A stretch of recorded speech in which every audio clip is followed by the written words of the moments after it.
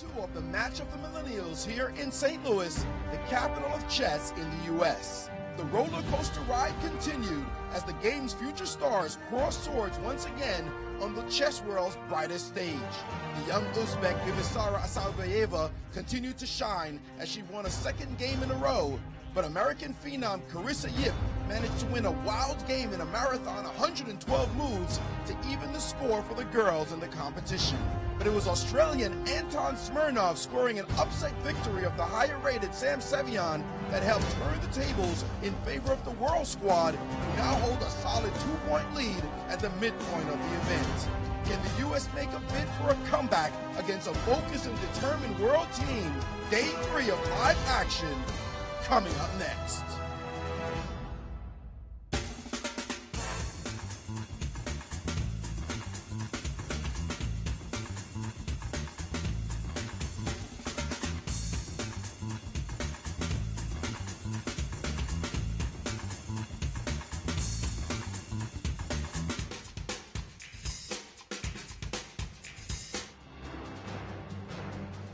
Hello and welcome back everybody to day 3 of the 2017 Match of the Millennials, an unprecedented clash between the top juniors in the United States against the top juniors in the world. Yesterday we've seen the world play brilliant chess and they now have the commanding lead. They lead by 2 points, but the top juniors in the United States will be guns blazing today and hopefully we're going to be able to see a nice comeback. Let's go to the studio because we have a surprise for you and start the day. Hello everyone, welcome to the 2017 Match of the Millennials. My name is Tatev Abrahamyan. I'm in the studio with Alejandro Ramirez, and today we'll bring you the action from round 5 on day 3 of the tournament. Well, it has been a very interesting match so far, but I have to say a little bit disappointing for the U.S. so far. I thought they would be much more dominant in the under-17 section, and instead of winning, they're actually down a game in a section that they're considerably higher rated in. I completely agree. I thought the U.S. team would be dominating in the under-17 section. They have Jeffrey Zhang, the current World Junior Champion. They have Sam Sevian, who's won pretty much every tournament he's been playing in this year. And I thought under-17 section was for U.S. to take, and under-14 section was the one they would be struggling in. But we see that's not the case, and I think they need to really step up their game to make a comeback and even try to win this tournament, as we do have half of the tournament still left. Yeah, let's see what happened yesterday, actually, precisely in the under-17 section. So we had Nicholas Chek win against Haik Martirosyan of Armenia after that horrible blunder that we saw. John Berg lost to Andrei Yesipenko. Sam Sevian also lost to Anton Smirnov after another blunder, very shocking blunder, where he turned things around for his opponent. And Jeffrey Zhang, who had the advantage and was pressing for a long time, did not manage to convert and drew Alexei Sarana. And now the score of the match is 7.5 to 8.5, where the world team is leading by a full point. Yeah, definitely not the situation you want to be in. It's only the halfway point. Plenty of time for U.S. to make up the lost ground, but they have to start soon. They have to start winning some key matchups. They have to start pushing with the white pieces. And these blunders that we've been seeing, honestly, from both teams, cannot keep happening. Yeah, and you mentioned pressing with the white pieces, and that's a very big thing to consider in a team tournament. And I think we do see a lack of experience, as Sam Sevian drew a quick game, like 17 moves with the white pieces. And in a team tournament, you're just not allowed to do that, because you're putting your team at such a disadvantage with 2 blacks. They're going to be struggling, because no matter who you're playing, having 2 black pieces left, it's a very tough thing to do. Right. So I think that's, I want to say a little irresponsible to the team, but it's mainly lack of experience. Lack of experience, I agree completely. Well, let's take a look at the format of the tournament and see what's going on here. So we do have a Scheveningen system. A Scheveningen system is when everyone on the team is playing everyone on the opposing team. So we do have a double Scheveningen, so we have 8 games. And we're in the second half of the tournament, which means everyone will be playing everyone in reverse colors. And the time control is still classical chess, but a little faster pace. It's game in 90 plus 30-second increment, but there is no second time control. Yeah, that second time control, the players are very used to it. It's the more common time control around the world. The U.S. Championship uses it. Many other tournaments at the highest level use this time control with the 30-minute increment and move 40. It doesn't exist here. It makes the game much faster paced. You don't want to be living on increment for many hours. We saw what happened yesterday in the game of Carissa Yip. 112 moves of chess, 2 hours played entirely on increment and blunders ablaze, simply because playing on such pressure is very, very difficult, even at the highest level. It is, that did happen, and it does happen when you have increment, but I do prefer this time control, especially when you have 2 rounds a day, because it does give you some time to recover, and I think it's just more fun to play this way, because if you're a time trouble addict, it's going to happen anyway, so you might as well get to it faster. Let's go to Cristian, and he will tell us about the key matchups of the day. Thanks, guys, and good morning, everyone. Welcome back to day 3 of the 2017 match of the Millennials. What an exciting match we have on our hands, and today is going to be very, very combative, because it's an important match for the United States if they want to manage to pull the comeback. Let's look at the top performance in both teams. In the juniors of the United States, we have Jeffrey Chong, Sam Sevian, both leading the team. But Rui Feng Li is struggling, and we'll see if he will be able to come back and win today against Aryan Chopra.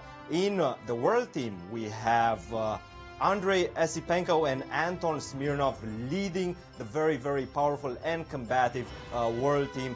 Right now, the overall score is +2 for the world team. And we'll see if Sam Sevian, who is battling in the match of the day, he's battling Andrei Esipenko. This is going to be an explosive affair. Both these players have very wild styles, and we're going to see who's going to come on top. This is going to be a very, very exciting round. Guys, back to you. And let's remember that perhaps the viewers are wondering, why don't they match up? Why has Sevian played more games than Esipenko? And remember that we have alternates here on the teams, so Esipenko hasn't played all of his games while Sevian has. And actually, I am very surprised at who the world team is setting out on this important round. Yeah, let's take a look at the pairings in the rest of the section. So we have Haik Martirosyan playing Jeffrey Zhang, Andrei Esipenko playing Sam Sevian, Aryan Chopra playing Rufeng Li, and Alexei Sorana versus Nicholas Cheka. And I do agree with you that Smirnov won that important game against Sam Sevian, and I guess once you beat Sam Sevian, you deserve a rest. Yeah, very surprising for me that the top scorer of the world team is resting in such a crucial round today. We're going to have to see if our players with white, the higher rated players, Jeffrey Strong and Sam Sevian, now with the white pieces, can prove how strong they are and win their games here to try to take an advantage. Yeah, I think we've reached the point when draws are just not enough. You have to win. And I don't think we're at a point when you have to win big. You just have to win a match. Right, and it has to start turning the tides. Actually, the U.S. team hasn't won a single one of the under-17 matches. We had 3 draws in the first 3 matches, and we were -1 yesterday, as we were looking at earlier, as we see the players getting ready for, it's going to be round 5 here of the match of the Millennials. And I think actually the U.S. team is lucky to only be losing by 2 points, because day 1 of the under-14 section, I think at some point U.S. was set to lose 4-0. Definitely. At some point, that looked really bad, but kudos to Marta Samadashvili. She saved a completely lost endgame, and actually, well, thanks to her opponent. I cannot say kudos when your opponent just flags, but, you know, a point is a point. But she did save the game, which is really important. Yes. By the time that her opponent flagged, she had already saved a half point, which to me had been an enormous breakthrough in the endgame. But it's true that at some point, games looked really bad in the first game in the under-14, and not that much better yesterday, honestly. Yeah, it's very stressful playing in a team tournament, because I've played many Olympiads, and sometimes when you're playing like a lower rated team, but for these players in the under-14 section, there's some randomness still, because they are so young and they're not used to playing in a team event. So I can understand why there's this randomness factor. But I remember I played many Olympiads, and at some point you're looking around, like especially if you're playing board 2 or 3, so you have people next to you, you're not board 1 when you have only 1 person. And then you look around and you see one person is losing, the other one person is worse. You're like, oh my God, what's going on? Like, we're losing in round 1. And this has happened to me, like, on Olympiads. I remember once I looked over and I saw my I forgot who was playing next to me, and their king was like in the middle of the board. I was like, what's going on? This is round 1. Well, I like how we casually throw that out. We've played, few Olympiads here and there. Casual representing America, of course. As we see Sam Sevian, he's running a little bit behind, but let's remember, this is the future of chess in America. Sam Sevian and Jeffrey Xiong are the top 16-year-old players, not only in the country, but in the entire world. So we have really high hopes for both of them. Yeah, definitely. And Sam Sevian, he's not having a great tournament here, but he's been having a great year so far. So I don't think there's one tournament, or that one, actually it's not even one game, that one blunder is a representative of his chess, because... happens to everybody. Yeah. No, he started guns blazing 2-0.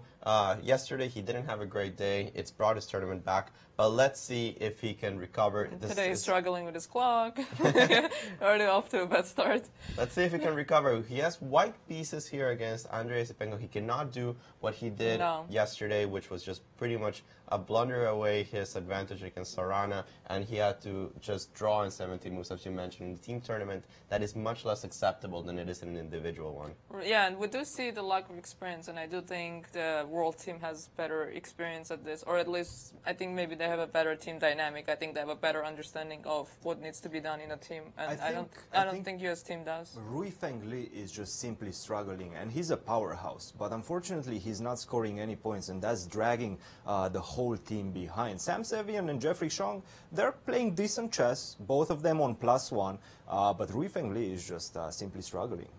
Well, and also we had John Michael Burke, which turned a completely winning position in round 1 against Aryan Chopra into a loss, as he was not only unable to convert a queen-up endgame, but actually ended up blundering the queen away. And that's something I have to be quite critical of, because at that point they're leading the match 2-1, and when you're leading the match 2-1, you just take a draw, because he was just playing that endgame forever. And it was the kind of endgame that you could play forever, but you have to be practical. You have another round in the day, you want to finish the game, you want to make sure your team wins the match, and you have some time to rest, to prepare, and go to the next round.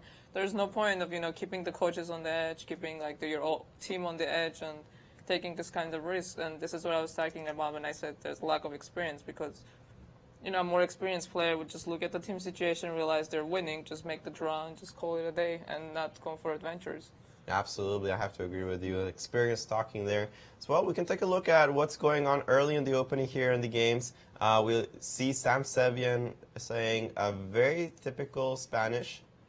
We've already seen a Marshall Gambit in this tournament, but we're not going to see one today in this game specifically, as Andrei Yesipenko has played the more classical move, d6 first. It tries to avoid the anti-Marshalls that start after castle a4, which lead to completely different types of games. Auronian plays this consistently with the black pieces. D6 is a completely different kind of scenario. And he's going to be trying this very early development of the bishop to b7, which has become very popular, I would say, in the last 4 to 5 years. Before that, it was almost unheard of. It had been seen in the 70s and discarded quickly. But this idea of playing d4 and either playing rook e8 or knight d7 quite early has picked up some steam. The idea is to just completely solidify the position here on e5, not being forced to take on d4 anytime soon, and rearrange the pieces in a more practical manner than the Briar, in which you are forced to play knight b8, knight d7 very quickly. Black's basically saying, I have more useful things to do than rerouting my knight. Well, in the Briar, you're not forced, right? It's basically you're admitting your knight on c6 is not good. It's not good. And then you want to put it on d7 where it's more flexible and it's not in the way of your bishops, actually. There's more harmony in your position. Yeah, so here Sevian chooses the move d5. I have to say I'm not fully familiar with this opening, but the ideas of the Ruy Lopez is something that every grandmaster is familiar with. Knight b8, and it boils down to a couple of things. First of all, white has more space, but black has good defensive and counter-attacking chances. Black is very quickly going to play a move c6, as he cannot allow white to just retain the space for free in the center. If he does, white's just going to be better. When he plays c6, that's a different issue. He has to be very careful of the opening of this bishop on the diagonal, which of course will be targeting f7, something that I'm not worried about in a lot of variations. In this specific variation with the rook on e8, I always have to be very careful that this opening on c6 actually works. Well, So it's going to be like a knight type structure after you play c6, so it's not really going to be so much of a Spanish rather than a knight. And we're talking about this a lot, about the richness of transformation of structures in the Sicilian and in the Rio Lopez, because imagine that this pawn on c7 and this pawn on d5 simply disappear. Let's not worry about the how or the when. Let's just imagine that they disappear. Suddenly, the structure is a Sicilian, and the concepts of the Sicilian structure start shining through. And the players are just blitzing out their moves. Well, they're young players, so we're expecting them to be very theoretical, especially Sam Savian. Unlike Rui Feng Li. Rui Feng Li is not very theoretical. No, right? They're the polar opposites. Look at these guys go. I mean, they could not play any faster. They're way more time than they started with. Somebody tell them it's not bullet chess. This is just classical. They don't want to play. They heard what you were saying. You don't want to play in increments, so they want to get as much time as possible on the clock. Okay. But this is something we can expect from in this kind of tournament where the players come prepared, knowing who they're playing. And such excellent coaching. I mean, one of your coaches, Armin Abartsumian, is coaching the world, the USA team, as well as the player that got second place in the U.S. Championship this year, and Alexander the coach Onishuk. of Texas Tech University. Also, yeah, my rival in that sense, coach of Texas Tech University. Yes, we do have some great coaches here, and we do see in this preparation that the players come very well prepared. Well, but this is actually 20 moves of chess that they've just played. They've just blitzed out. This is the best thing to do when you do have a second time control, because you're getting closer to move 40. But so if you have a time travel addiction, this is... I'm a little bit worried, this because makes you usually happy. in these positions, if black actually knows what he's doing, then he's going to fare quite well. And I love that, when you know that you've made a novelty, because they've been blitzing out 20 moves. Black knows he makes a novelty, he makes it on the board, stands up and leaves immediately, knowing that his opponent is going to think.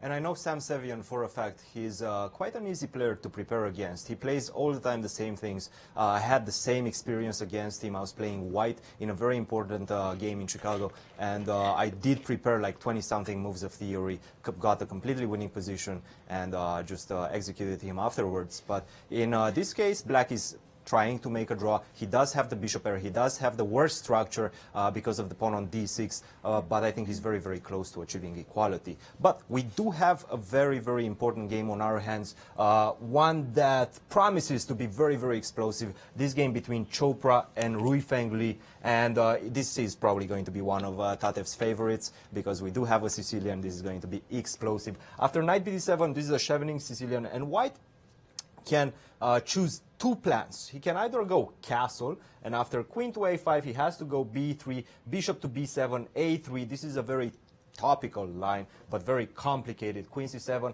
a takes b4, d5. The game simply explodes. White has an extra pawn, but the center gets wide open. The bishop on f8 becomes a powerhouse. Very, very complicated, and this is the style of Rui Feng. Instead of that, white played the move c4, very enterprising idea. Now I'm threatening to play b3, perhaps a3, then retreat my knight on c3, and simply just have full control over the center. After b takes c3, knight takes c3, bishop b7, I think we had a few more moves on the position, bishop e2, bishop e7. I expect short castle, not long castle, because now the c-file is open and the king would feel a little bit unsafe there. But black is having a perfectly fine position, and I think he's winning the opening battle on this one. If I remember my line or my games, I would say that I played this with bishop c4. I think bishop c4 instead of c4 is a move, because absolutely. Yeah, in the Scheveningen you don't get the chance to develop bishop. So I want to say I played this game in the U.S. Championship this year, but bishop c4 is but I don't one remember of the lines anything. as well. So I think c4 is actually the main line. Yeah, it has been played most times. I have seen this line before. C4 takes bishop b7, and this, despite being a normal Sicilian, the fact that you've already traded the b and c pawns changes the dynamic quite heavily. For one thing, the expansion on the queen side, which is something white normally can never do because you have this awkward knight on c3 in the way of your pawns, is not actually very feasible. You can throw the pawns forward on the queen side, while actually the normal plan of throwing your pawns forward on the king side is kind of silly. If you play g4 and h4 and all these kind of moves in this kind of position, the center's already a little bit more open, the queen side's a little bit more open, and your king is just way more exposed. You cannot push pawns on both sides of the board. You kind of have to commit to one side. You're only going to have to play for the weakness on a6 and potentially the expansion of the queen of the pawns on the queen side. Try to create a pass pawn and have a better endgame. But the problem is d5 is coming really fast. Yeah, that was my thought. Like, how do you stop d5 in this position? Yeah, well, it's a good question. don't.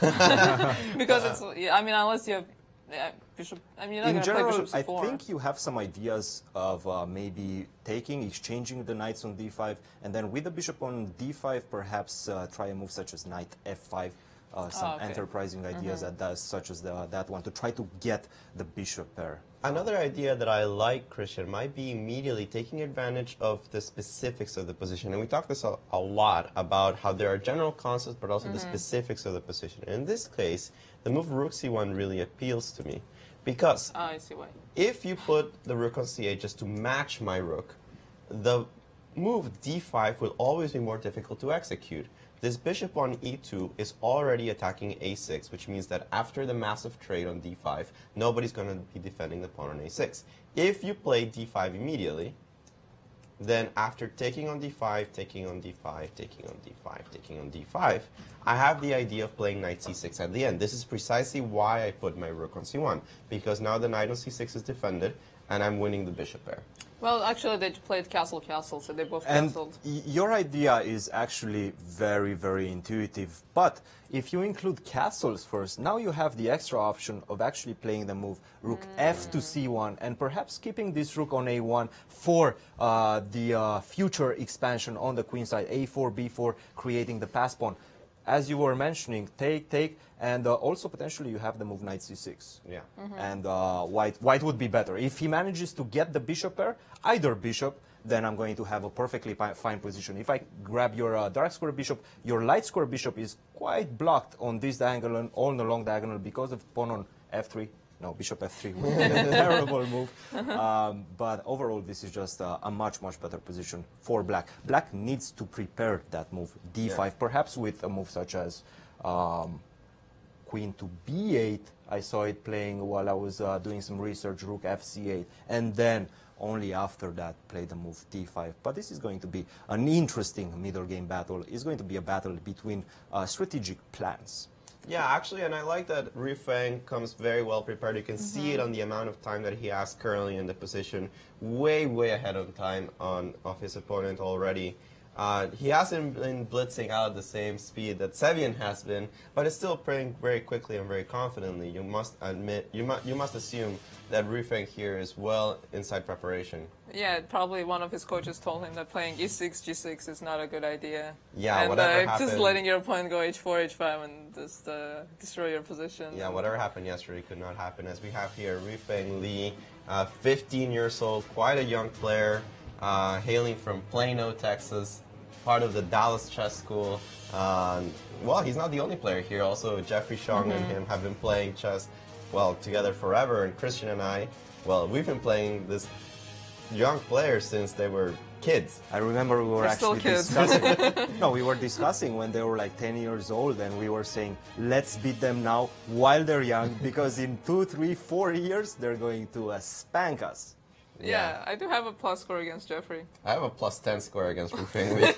I've never played Ru Feng. I have a plus score against Jeffrey. I have an even score against Sam, and I have a plus score against Caden. I remember I was shocked. I was playing Jeffrey Shong Friday night after my classes at the university, and he was this little kid, 10 years old, and he played the Russian defense, and he equalized so easy. He made a draw so easy, and he was 10 years old. I was a grandmaster. I was like, wow, you have a bright future, kid. Here we are. Here we are. Well, speaking of Jeffrey Zhang, let's take a look at his game and see what is going on. He is the top-rated player in the world as far as 16-year-olds are concerned. He's also the world junior champion, Jeffrey Shong. One of the top players in the U.S. One of the top players in the U.S., straight up. Probably next member of the next Olympic team. That's what everybody's hoping. He's had a little bit of a slump. He's dropped down to 26.42, all the way up from 26.70 that he found himself only a couple of months ago. And we're going to be playing a much more sedate opening than the other two players. They're handling it much more slowly. This is a normal theoretical Queen's Gambit declined orthodox variation. You can see that a lot of players here are not deciding to go for the more traditional Bishop G5, which allows Lasker variation, considered to be almost equality. Bishop f4 is definitely taking Isn't this Levon's pet line? Yes, definitely. Yeah. Castles, So e3, Armenians should be aware of this. Yes, of course. All the Armenians always follow Levon's games. Here, the move c5 is been played many, many times. The idea of just blocking out black's pieces, it's a good time to play c5 as there is no direct way of destroying the pawn structure. The move bishop e2, of course, also exists, as well as some others. I want to see what Jeffrey chooses. Bishop e2 is a little bit more flexible, but c5 has been considered to be the more challenging move for quite a while. Leads to very close positions. I think one of the more famous games in this line was the only time that Vishy Anand was able to defeat Magnus Carlsen in their World Championship matches, and that was with an excellent preparation, specifically in this variation. Must be nice to have a memory and remember all these things. But I'm surprised why the players are spending so much time in the opening. I wonder if anyone surprised anyone or like what's going on. Because it's only 6 moves. And this is like a pretty classical position. It's not like something has gone off. I guess Martirosyan doesn't play this regularly. I'm not very familiar with his repertoire. As far as Jeffrey, who I am much more familiar with as far as repertoire goes, he plays everything under the sun. He can wake up one day and just choose to play d4, e4, knight f3, the English, whatever he feels like. Very versatile player. And I think that at this point, it's Jeffrey that was unaware of his opponent playing this variation specifically. So he's just choosing between all the lines that he knows. And that's sometimes a problem when you have the opening and you know 4 or 5 different variations and you just sit there and you're like, what should I choose today? What do I feel like? This is why I only play one thing, because I don't have this dilemma. I just play whatever I always play, so I don't have to sit there and worry about and try to remember or make things up on the go. Now, this is also psychologically an interesting position for Martirosyan. He is not benched after this incredible blunder that he had yesterday. He has to prove that he can play solid, good chess.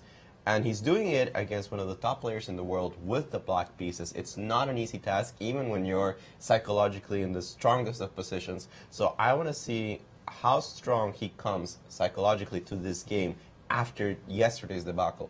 Yeah, this is a great test for them because this is not an Olympiad, this is not World Team, this is not European Team Championship. You know, this is, I mean, a lot of the players during the interviews, they said that this was very important to me, the team spirit. And of course, every time you're playing for a team, even if you're playing like amateur team East or something, it's like you feel the pressure. But it's a very good experience to kind of understand this dynamic of the difference between just playing your tournament and making the quick draws that you're tired or, you know, you feel like this is a good time to make a draw, and feeling the responsibility that you're playing for a team. You cannot get a bad position out of the opening. You cannot just let your opponent out prepare. You cannot make a draw with white easily. You cannot not take a drive. And like, you think you might have chances, but you need to take a draw to win. So you just have to make the sacrifices for your team. Yeah. So it's something they need to start learning. And actually, I think the world team is doing a lot better at this than the U.S. team doing. I have to agree. It feels like they're thinking about the other games more than we are in... Like, they're more aware, and I think they have a general understanding of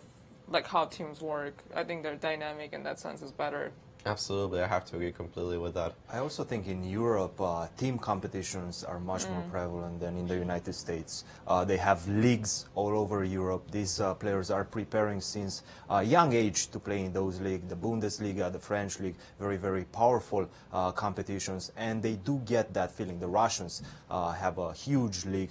Even the Romanians have a great league. Wow. That, Alejandro, you are invited to participate anytime you want. Oh, Thank wow. you, Christian. How nice. I don't like that invitation, but I'll keep it in consideration. Actually, as Christian was mentioning... After queen to g5, No, I want to see this, yeah. I was doing some research, and there are only 2 games played by some 2,400 Russian players. And in this position, queen takes g5, h takes g5 was played. Both games ended up in a draw. I'm going to play a5. I'm going to challenge your queen side structure, play the move rook to e to c8. I'm going to keep this bishop defending the pawn on d6 because that is my only problem. But you have one problem on c3 as well. I'm going to play this a5 to challenge immediately and have the option of opening up the a file at any moment. And it's just going to be a battle of the weaknesses. But the problem is both players have 2 weaknesses.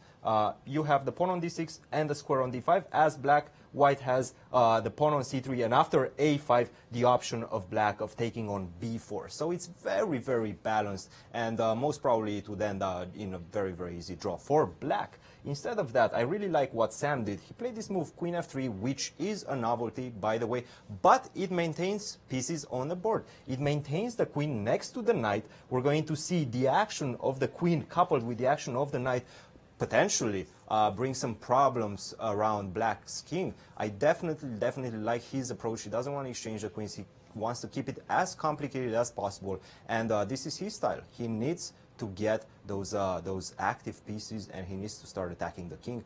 Black is going to play a5, rook e to c8, but this is going to be a very, very interesting strategical battle. And of course, we have to understand that the value of piece trade, and I think this is something that... I was just thinking that if you take out the light square bishops, the position is just so much better for white, because you get the classical good knight versus the bad bishop. Once I put a knight on d5 or f5, I mean, it's just over, basically. Yeah, this bishop on f8 doesn't have a bright future if black cannot achieve the move here, d5. So, of course, if you trade light square bishops, then the position heavily favors white. But also we have to think, when your opponent offers a trade like queen g5, what are the pros and cons of trading queens? And this comes down to how exposed my weaknesses are. When I have a queen on f3, it's not only just about the weakness of d6 and d5, which of course Cristian was talking about, but notice that with the queen on f3 and a bishop on b3, a new weakness arises. The pawn on f7 can now be targeted. A pawn is only weak if it can be targeted, and currently I would have two pieces that demand that your opponent defends it somehow. It doesn't matter how you do it, but you are going to have at least one piece tied down to defending this pawn. This is, of course, very important. Also, this queen on f3 as a multi-purpose piece defends this weakness that Cristian was talking about, while if you see the queen on g5, it doesn't have a job that I'm entirely sure and very of what it often is. he's going to try to chase that queen with a move such as queen f4. Definitely. If you exchange the queens, that would be pretty bad, because the bishop on f8 after g6, bishop g7, opening up the long diagonal, you're going to have huge problems defending the pawn on c3. So queen f4 is definitely on Esipenko's radar. Right, because it comes back to the trades. Here, the trade of the queens would definitely favor black. Unfortunately for Sam, I'm not seeing a great way to keep the queens. I think he might consider queen d3 even. Well, because you're always going to put the bishop on b3, so I don't think You're the always queen going is to put bad. the bishop on b3. So maybe I can play like rook e3 at some point instead of harassing you. Rook e3 and swing the rook over to the king side, and yeah, I can see that this queen on f4 feels quite uncomfortable actually. a5 was played. Oh, okay. a5 was played. I expect a3 to try to keep the tension. a5, and now you expect a3 to keep the tension. Yes, I quite like that move. Now, would there be a big problem with the move bishop b3 immediately? Queen f4 probably, yeah. Queen f4. Yeah, I think it's almost forced to play queen f4. Otherwise, Then I think you have to to move your queen to d3. I played my queen to d3, but I was already quite comfortable. I didn't see why I had to play the move a3 immediately. I want to play queen d3 and then put my bishop on d5, right? That is the trade that I would really love so to go have. back one move. So if you go bishop... Oh, sorry, f7 is saying... I wanted to play a4 right away and not allow bishop d5. Right, because but I the want to weaknesses- take one bishop d5, so you're forced to take with the pawn, but I forgot my pawn was hanging. No, after queen d3, I still have to give a slight preference to white's position. I'm going to play bishop d5 next move. It's not a huge advantage. Here, black has many resources. I can even start thinking of rook fc8, which precisely prevents my idea of a bishop d5, because after taking on d5, I never want to take with the pawn, leaving a lot of weaknesses and canceling out my advantages. I want to take with a piece, but of course, if I take with the queen, now c3 is under attack. Not hanging. Not hanging, but under attack. I'm not entirely sure how I'm going to take it, but still looks a little bit scary on the counterplay. No, but I mean, I don't really want to allow this. And the problem with the queen on maybe f4... 8 takes b4 in that position, and At the rook end? c2. Yeah, 8 takes Ah, b4 yes, and rook and c2. rook that c2. looks annoying. That is also quite annoying. Because you cannot take my rook on a8, because queen takes f2, queen takes g2 is just checkmate. Yeah, and then you can see how black's pieces are very active. A2 is also a weakness. Yeah, this is. And what's so annoying about the queen on f4, I cannot play knight e3. My ideal setup is to play knight e3, bishop d5, and just somehow force it to trade off.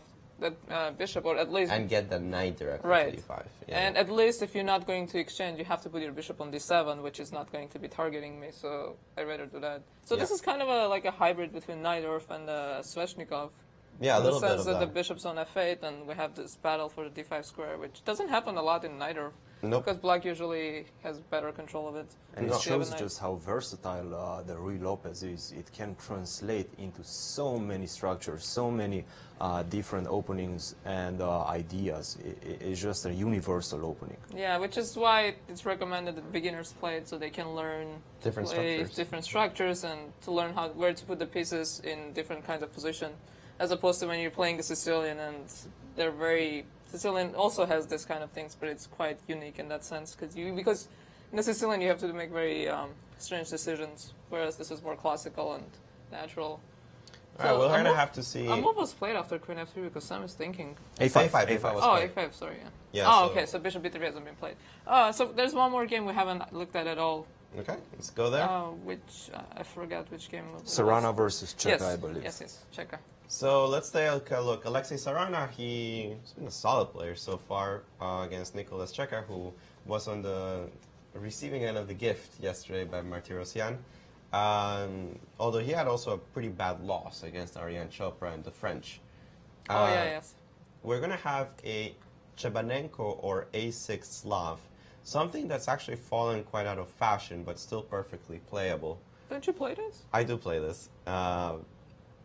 Well, when you said not in fashion, it was a big clue for me, because you don't really play anything that's... In fashion? Yeah. Right? We'll talk about this later. And after... What happens when you make true statements?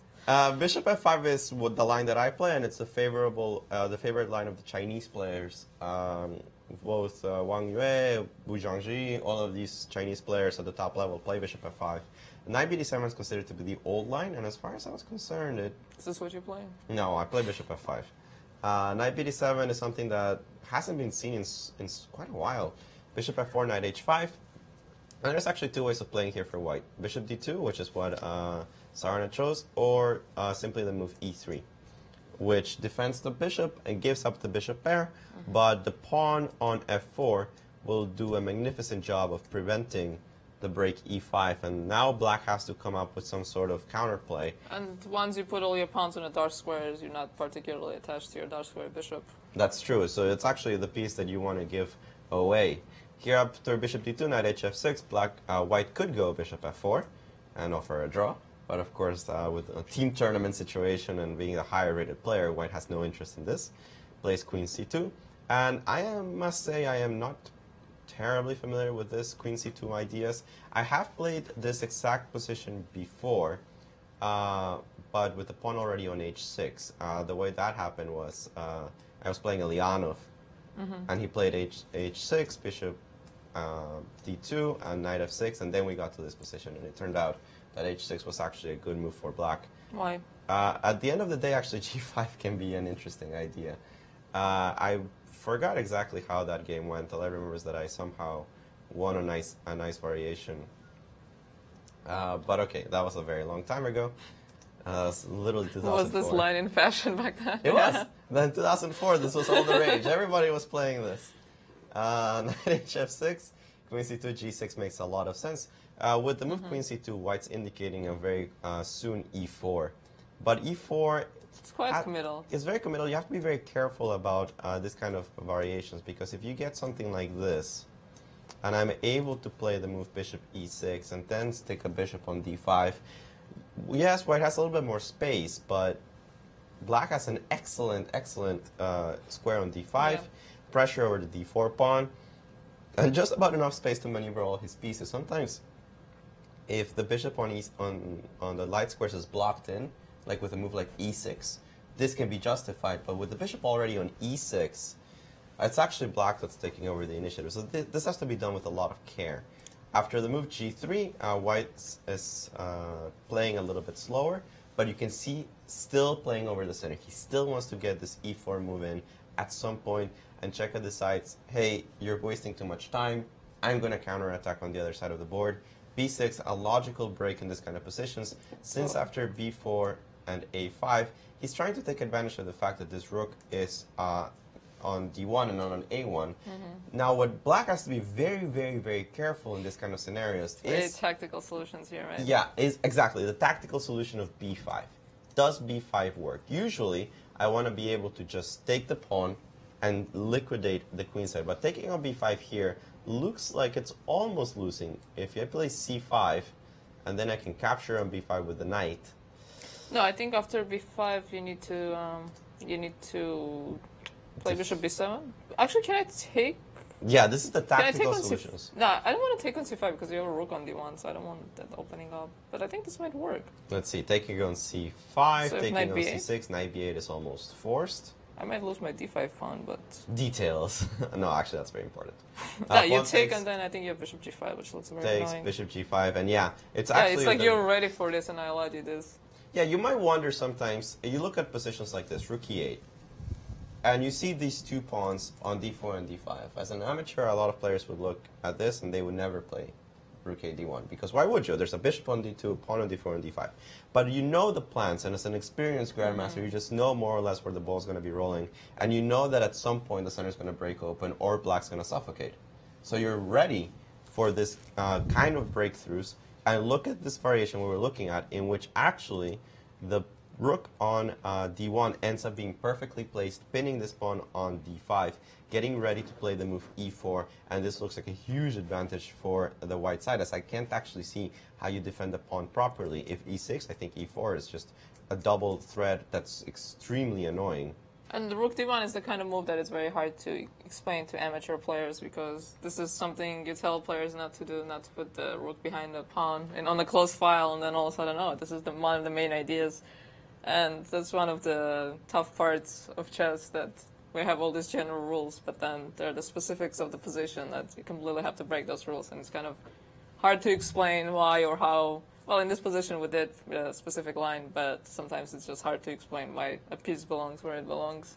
And I think one of the most important games actually in this type of structure, I remember a game between Anand and Magnus Carlsen from the World Championship in 2014, I believe, when Anand actually played this break with B5, and even the world champion wasn't ready.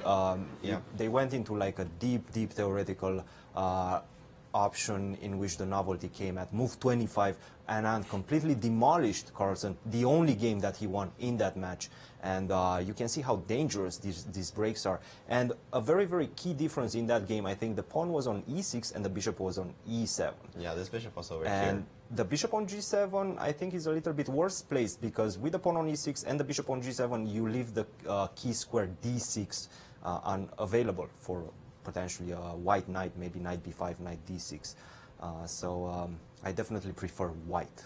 And A5 was played, so now it's white's turn to think of B5. So let's actually try to working. figure this out, because No. when you play we have an A5, engine, so if we don't figure it out, we can always come back to that. But I wanted to play bishop B7 here, and I was wondering if that works. Bishop B7, I am a little bit scared of the move knight E5 immediately. This is what I have to calculate as a player with this kind of structures, because after knight E5, again, taking on B5 just loses to yeah. C6. This is a simple double attack. I'm going to be double attacking your knight and your rook in this variation.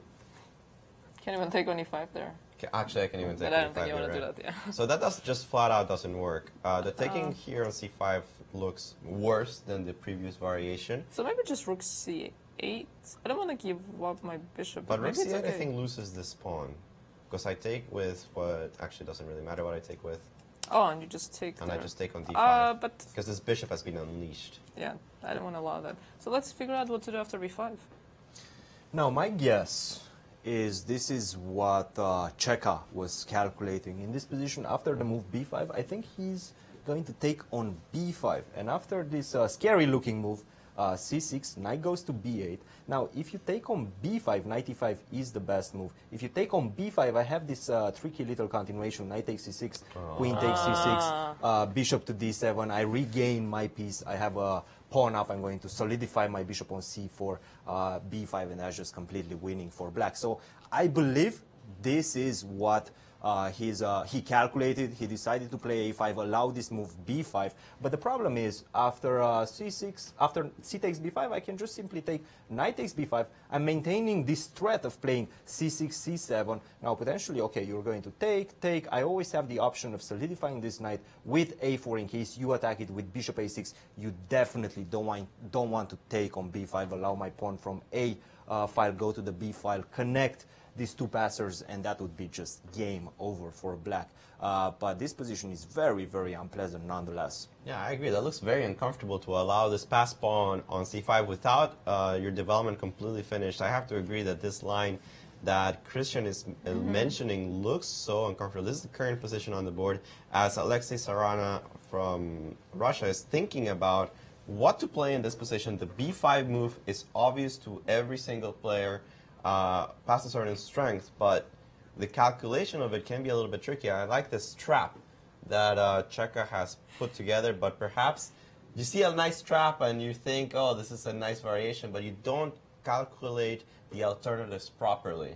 And I think that this is what is happening to Cheka at the moment. And guys, I think you might want to jump to the game between Jeffrey Chong and Marty Rosian, because we have a very similar structure in the position. Wow. This is exactly what I was talking about. So why didn't he go b5? Well, the king's in the center, I'm assuming that's one thing. This is actually a non-theoretical line, and this actually has more immediate and tactical resources than the other one. So this is the Aronian variation, basically, of the Queen's Gambit. And after a5, which is, if I remember correctly, this is the game between Magnus Carlsen and Vishy Anand. Magnus Carlsen with black. I actually don't remember the bishop was on d3 or on e2, and I don't remember if it matters because it might transpose back to each other. The problem with b5 in this position, if I remember correctly, was that after pawn takes c5, it was a pawn takes c5? No. I can just take on b5 in this position. And you cannot play c6 because of bishop b4. And because precisely the king's in the center, there is no advantage here for the white side. It's going to be... Why isn't there an advantage? Because I always have enough pressure here against your pieces to start forcing some simplification. I think here I play knight e4. My memory is not what it used to be, but I think that I take, and now that I've given f6 to my other knight... Can I take on d7? You can take on d7, but again... I see. Okay. It's kind of pretty, right? Yeah, take. Pawn queen, takes. rook. You take here, you take with the rook. And then now everything hangs. And who's going to defend this guy? No, not me. No, actually, black ends up winning this position. Now, move a3 is considered to be forced by theory, and this is precisely what Jeffrey has played. The move b5 will come at a later date. It depends exactly on the specifics of the position. The reason that I was saying that bishop d3 and bishop e2 transpose into each other is because normally black plays bishop a6, getting rid of this horrible bishop that's stuck behind the pawn chain. Bishop a6, bishop takes a6, and then I've a6. seen this position so Queen many times. e2. Queen e2, and then we've seen this many times in the recent past. I don't remember, but I thought that this was very close to equality. It is. It is very close to equality according to the theory, the novel theory, but nevertheless, black is going to have a struggle to completely, fully equalize in this position, because white is still maintaining that nice space advantage. He's going to go short castle, then potentially transfer his knights around, maybe knight e1, knight d3, very powerful defender. And I think it's just going to be a long game. Jeffrey has definite chances of outplaying his opponent. Yeah, these games tend to be incredibly long, with black even sometimes controlling the entire A file, putting a queen on a8, a queen on a7, putting a rook on a8, eventually taking on b4, and white just going, so what? I put a knight on c2, Yeah, and they just close the file, a knight on basically. c3, Yeah. and you cannot actually penetrate down the file, and then I just play on the other side of the board. Very interesting strategical ideas. Speaking of strategical ideas, the game between Sam Sevian and Andrei Esipenko is going exactly... We're so good at this. We're exactly down the line that we predicted. The move bishop b3 to me was the most obvious. We said the queen f4 is basically the best move for black because you do want to have this trade of queens. It's kind of like a tempo move almost, right? It is a tempo move, exactly. And white is the one that does not want to trade, plays the move queen d3, and now Esipenko is the one that has to figure out exactly how he wants to deal with the position. He has obviously a couple of ways. The move taking on b4 always gets rid of the weakness for white of the pawn on c3. On the other hand, it takes a pawn away from the center. So in many cases, if I play d5 or something along those lines, the block's going to be able to be better. Imagine that this bishop now lands on d4. It's a long ways away, but you can see this very often. I don't think I can imagine that just yet. But it could happen, you know, in like some kind of end game, in some kind of positions, you weaken the d4 square for the bishop. Yeah, that's the dynamic of the position. Like sometimes you don't really want to release the tension, right? You just want to keep it there. But the downside here is you cannot really use your rook because I might just take on a5, and then if you have to waste time playing like rook back and take. Yeah, that's a lot of time. And as you were mentioning, man, would White love to play the move knight e3 in the very next move and just play knight e3, knight d5, or even knight e3, bishop d5. But I can play maybe g3 and then knight e3. Maybe g3 is in the works here for White. Maybe g3 is a strategical threat because g3, the queen actually doesn't have any really good... I have to go to f6 probably, right? You have to go to f6 or g5, but I don't think it matters. And then play the move knight e3 now that e4 is not under attack. Put my pieces in the light square. I think you mentioned a key word in this position, and that is dynamic. White is playing for strategical trump. Black needs to find the dynamic in the position, and actually the best way to do that is to take on b4 and play the move d5. Immediately control the center. E takes d5, bishop to d7. a3, okay, you are a pawn up, but I'm going to play simply this move, bishop d6. I'm controlling all the important squares. This bishop on b3 is just simply attacking his own pawn. The pawn on a3 is always going to be a weakness. Now I have, if you move this knight, I'm going to play this e4, queen takes, queen h2. The bishops are experiencing a lot of activity, potentially f5, e4, bishop to e5, very pleasant position, a lot of compensation for the pawn. And if you take with the bishop on d5, I'm simply going to take, queen takes d5, bishop takes b4. I think human will go for this type of position instead of e takes d5. So if a takes b4, c takes b4, d5 is going to come on the board, I think Sam is going to take with the bishop. After bishop b4, okay, moves such as rook e3, this looks very, very close to equality. And this is something we were talking about during US Juniors when we were doing commentaries. When you have the worst position, or, well, we can't really call this position worse, but after g3, knight e3, maybe. And kind of like knowing that exact moment when to complicate the position and not suffering. It's like choosing whether you should go for the dynamics or accept the worst position and just try to defend it and try to, you know, just put the pressure on your opponent to win and then you suffer through it and then you make the draw. But that moment of like making the correct decision is actually very critical. So perhaps this is already a critical moment in the game where Black must choose this correct path. Otherwise, after g3, knight e3, it just looks quite nice for White, at least to me. I gotta say, it's a quality move. This idea that Cristian is telling me about takes on b4, takes on b4, d5, it's a quality move. This is a grandmaster move. I mean, you see lower rated players, they don't even consider giving up a pawn with a tempo. It's that mental block that you get, that you give up material with tempi, and you say, well, I don't really want to do that. It's understandable too. It's not like d5 is such a natural move here, right? No, I mean, because it's very counterintuitive. White's done everything to prevent it. But then you analyze the specifics of the position, and I really love the placement of the bishops. Bishop on d7, and this bishop on f8 that is just dead. It's just dead before you push d6. Now has life. Bishop is going to come to d6. It threatens things on h2. g3 is no longer something I want to play because h3 is going to be very weak thanks to the other bishop. This structure on the queen side, I have to play a3 to retain my pawn, is now under fire. This rook on a8 has suddenly gained a huge amount of activity because in this position, after I take on b4, this rook, yes, it's on an open file, but now it's hitting a pawn that's easily defended by an opponent bishop. Whereas in this case, when the pawn's on a3, now the rook on a1 is completely stuck defending this really bad pawn on a3. What I really like about this position that Black has accomplished is he forced White to put a pawn on d5, which took care of so many things. A, there is no d6 weakness, well, it's gone. B, your bishop on b3 is just bad, and your knight can no longer land on d5.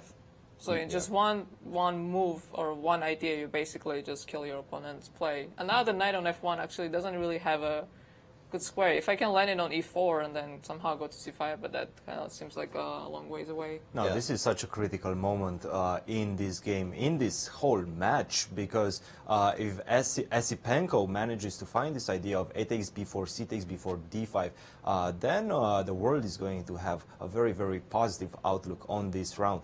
But one thing I always tell my students, if you go deep into the opening, go as deep as possible into the middle game as well. With a computer assistant, of course, with your own brain, try to use your own brain as well. But definitely try to understand the ideas. And he did know the move Queen F4. Obviously, he did know that he has to chase the queen. He should know this idea of A takes B4, C takes B4, D5. He should know why white should play the move A3 instantaneously. And we'll see. And he took on B4. Instantly, Sevian's going to take on B4. He's going to take. No choice on that. And let's see if Yasipenko shows that maturity and that knowledge of being able to sacrifice a pawn here with the move D5. It's not. We're not saying that black's going to be clearly better or anything, but this is the only way to solve his problems. If he doesn't play D5, you can immediately, as a strong player, you can smell how bad black's position can become in only a couple of moves. Here, black plays a couple of random passive moves, and he's going to be much, much worse, if not completely lost. You can look at G3, Knight E3, Bishop D5. That's 3 moves, and black's just lost. Yeah, I mean, you have to have a good sense of the positions, because if you give this position to more amateur player, less experienced players, like they may not think this is a critical position. You know, you want to put it like maybe something like Rook C8, bring my rooks in the center. I'm pretty sure anyone like 1600, 1700. Like an instant yeah, move, it's right? like of course I want to put my rook on E8 is not doing anything, so I'm gonna move to C8, which is of course gonna kill any D5 ideas in the future because that's one defender. Did he play D5 yet or no? I don't think Sam has actually played C6 before, so I'm not sure why he's thinking, because he might throw in the move G3, but don't think that actually makes his position any better. No, I think that's going to make it worse, because after D5, ED, Bishop D7, H3 is hanging, no? Then you're going to take with the Bishop on D5. Right. Now, if I go completely crazy, right, and if I go G3... We're already doing that. Queen F6 and just sacrifice the pawn with Knight Oh, but here there's Queen F3, I think. That's what I don't like about it. Or if I take on C3? I was going to play Bishop D5. Look at the strategic. Interesting. Sacrificing a pawn, Rook C8? Yeah, which one? Rook F to C8. D to C8. So now you cannot take on C3, so that's a little bit of a problem. No, this is a little too fantastical. Yeah, which means the pawn on C3 has to be captured, but G3 I don't think is a plus for white. Not such a strong move. Because we were looking at all these variations where H3 is just hanging. Right, but even after G3, Queen F6, like 93 ideas, I see this Queen F3 move, which looks really annoying. Queen F3 and you're attacking this one. Yeah, so even this is not so critical. Yeah, even this is bad. So that means that G3 is probably not a move that white really wants to play if you don't have 93 immediate follow-up. Which means Sam should probably take on B4 in this position. Yeah, I'm sure he's going to take, and the question is whether or not his opponent's going to play D5. Yeah. But let's take a look at another game while they figure this out. We had that Sicilian. Yes, between Rufeng Li. I want to check this out. Rufeng Li, yes. And, wow, we see a lot of changes. So D5 was played. Yeah, it seems like black solved most of his problems. Let me take a look at, as we were looking at the Aryan Chopra against Rufeng Li game. We left it off just about here castles, and he did play the move that we were considering rook AC1. I did like Christian's idea of putting the other rook to C1. I liked keeping one of the rooks on the queen's side. But okay, Queen B8 was exactly what Christian was recommending. This queen is very versatile here as after a move like D5. It's eyeing the dark squares on the king's side, it's eyeing the weakness on B2, and it's allowing me to transfer the rook to C8. It's a very flexible move. Very, very flexible. A3, okay, here I3 I quite understand, because you want to put the pawn on B4, and that kills a little bit this knight on D7, which would love to go to C5 in many variations. Rook D8, prepares D5, I'm assuming, X-ray against the queen. B4. He has to play B5, because if white manages to solidify that score on D5, play maybe queen to A2, rook FD1, bishop to C4, bishop to B3, not allowing you to break with D5, then I'm just simply going to start pushing my pawns on the queen side, and I'm going to have a clear advantage. Yeah, you get smothered. You have to play D5 at some point, and this seems like a good point to do it. He took on D5, takes on D5 with the knight, and well, considering that this bishop on E3 is hanging, I don't see a great alternative to taking the knight. I mean, this position looks so nice for black. Well, you cannot take and go knight C6 anymore because of knight E5. That's a very important point, and this explains why you have a rook on D8. We were talking about earlier the ideas of going knight C6 and winning one of the bishops, but tactically this is refuted by putting the rook on D8, as after taking on C6, taking on C6 and knight E5, I'm attacking this queen, and the knight's attacking the rook, and you can't coordinate them to defend properly. So black just emerges up the exchange. Instead, here white has to come up with something a little bit more clever. Promise I don't see much. Yeah, I mean, I'm going to put a queen on b7, my knight on b6 probably, rook c8, and like you cannot really do anything to my a6 pawn, which is the only weakness. I mean, your main idea is going to be knight b3, knight a5, but... It's nothing special. I have to say that black's not better. I'm not going to go ahead and claim that, but I don't think he's worse either. It's about equal. Because d5 is like black's dream in the Sicilian. That's like the whole point almost of the whole Sicilian, right? If you can play in d5, exchange the e4 pawn with the d6 pawn without anything terrible happening to your position. Like, it's usually pretty yeah, good. that means black has solved all of his problems. So, and I think this is the case here. Yeah, I don't see any problems here for Rifeng. Much better opening than he had yesterday with the black pieces. And he's doing great. I think he's doing just fine in the Sicilian. No, I agree. I don't see any problems for but him. One game in which the United States is not doing that well is this game between Serrana and Cheka. And as you guys were mentioning, after b5, I was expecting c takes b5 and that trick after c6, knight b8, knight takes b5, knight to c6 that I just showed earlier. Bishop b7 was played, but after knight e5, this position becomes almost unplayable because after knight e5, which is probably forced, d takes e5, knight to d7. I have so many ways of building an advantage. The simplest one is just taking on c6, bishop takes c6, exchange the bishops, bishop takes d5, and now after bishop takes d5, knight takes d5, you have plenty of options of recapturing the pawn. But unfortunately, we're going to look at the difference between the pieces after that. This knight on d5 is a complete monster. If you take on c5 with the knight, I'm simply going to defend my pawn on e5, or perhaps even keep the dynamics in the position and play the move bishop to g5, threaten the move knight takes e7. Now you have huge problems defending that pawn on e7. We see the difference between the pieces. The bishop on g7 is not playing a major role. The knight on c5 looks nice, but it's not really doing much. It has a nice outpost, but you always need to look for purpose in your pieces. The knight on d5 is a huge, huge piece. The bishop on g5, very active. The rook on d1, even potentially I will be able to move it back to b1 and attack your weakness on b6. This is just a very ugly position for black, and I'm not really sure how Cheka has any way of actually counteracting this easy plan for white. No, I have to agree. It doesn't look very happy either. And bishop b7 was actually my move, but then you suggested knight e5, I believe. Yeah, we were actually looking at the specific variations, and it looked... I think Cheka is realizing. As Carissa Yip, he knows. So yeah, as Carissa Yip explained about her position yesterday, it looks sketchy. After knight e5, I just don't like black's position. It doesn't feel like he can solve his problems. He needs a nice tactical solution to everything.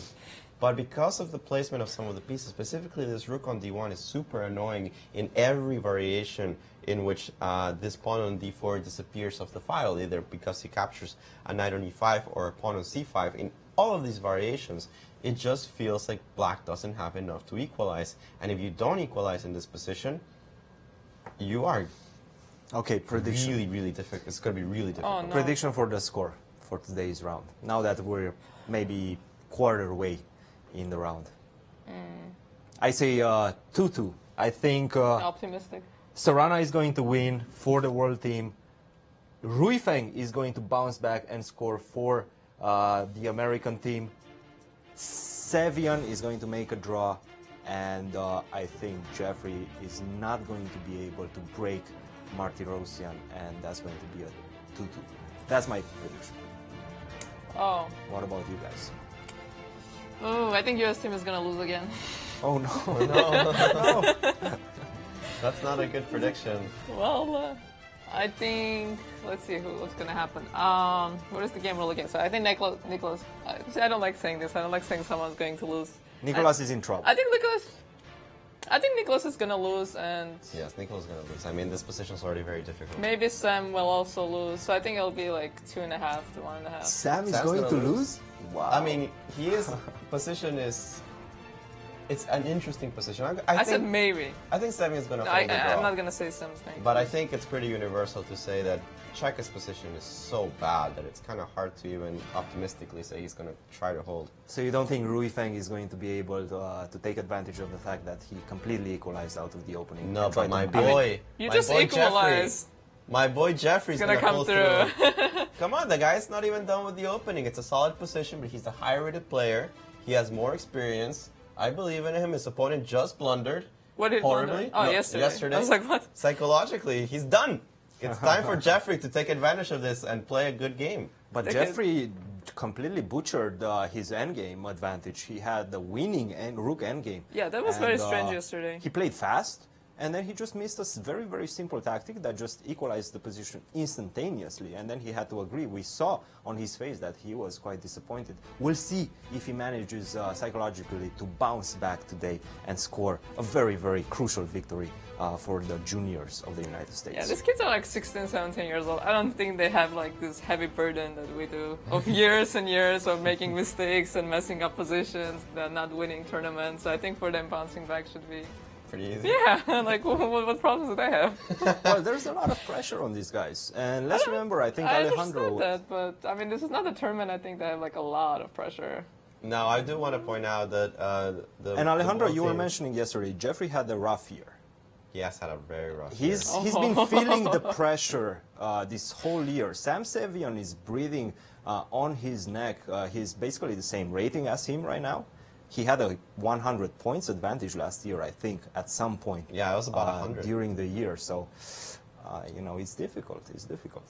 I mean, okay, I'm not like completely serious when I say that. Of course, there's a pressure. Of course, they're professional players. They're not just kids. They do feel this. But I do think when you're younger, like you don't really have this heavier burden, right? I think you can bounce back a lot easier. Or maybe it's a personality thing rather than age factor. I think it's more of a personality thing. I have seen some kids get stressed out.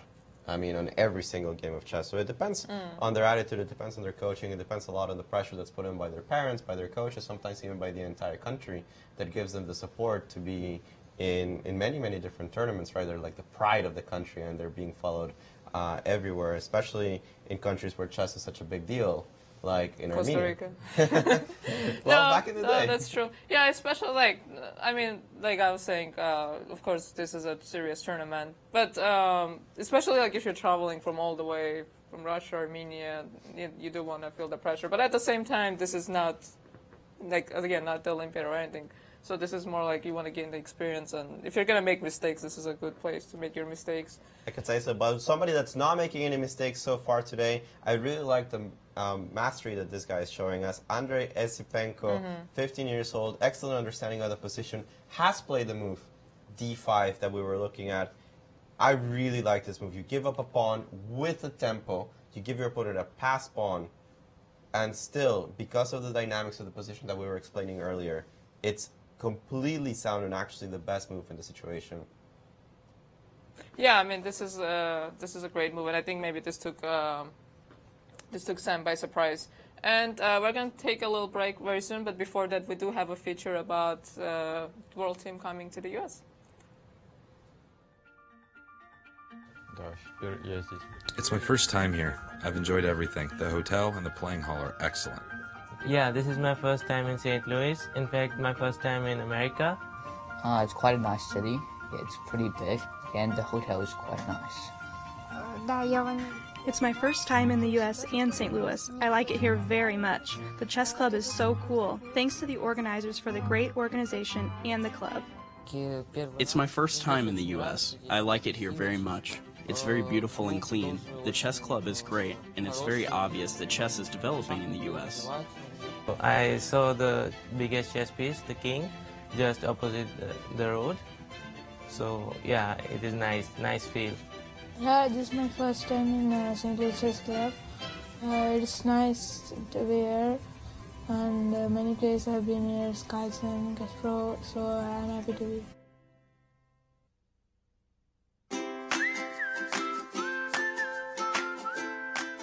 A question on Twitter from Damas. I should not have pronounced that. That was a bit of a trap, yeah? For those of you who are new to chess, it might look like ba3 is an illegal move here because white advances pawn 2 squares, not 1. but it's a little something we call en passant. And you can do that, but you have to do it instantly. You can't wait for a move, like let's say play king e7, king g2, and now try, because could I do it? I'm sorry. This is too funny for words. This is a software glitch? I'm pretty sure there's not a lot. Lawrence. Hello, Lawrence. Yeah, I'll play e4 against Lawrence. And now he's going to play something against me which we discussed at length during the course of my stay. Yeah, he told me this is excellent. d5, this was what I was kind of hoping for, because now I think e5 is quite strong. No, Lawrence, this is not how chess works. Sadly, it would be much, much more fun if chess actually worked like this. But I don't think it does. Or maybe it does. Well, that's me regretting what I just said. How did I get from there to here is a little bit beyond me. And what's worse, I will never hear the end of it. My quality of life has just gone downhill tremendously because I'm actually sharing the office with the guy.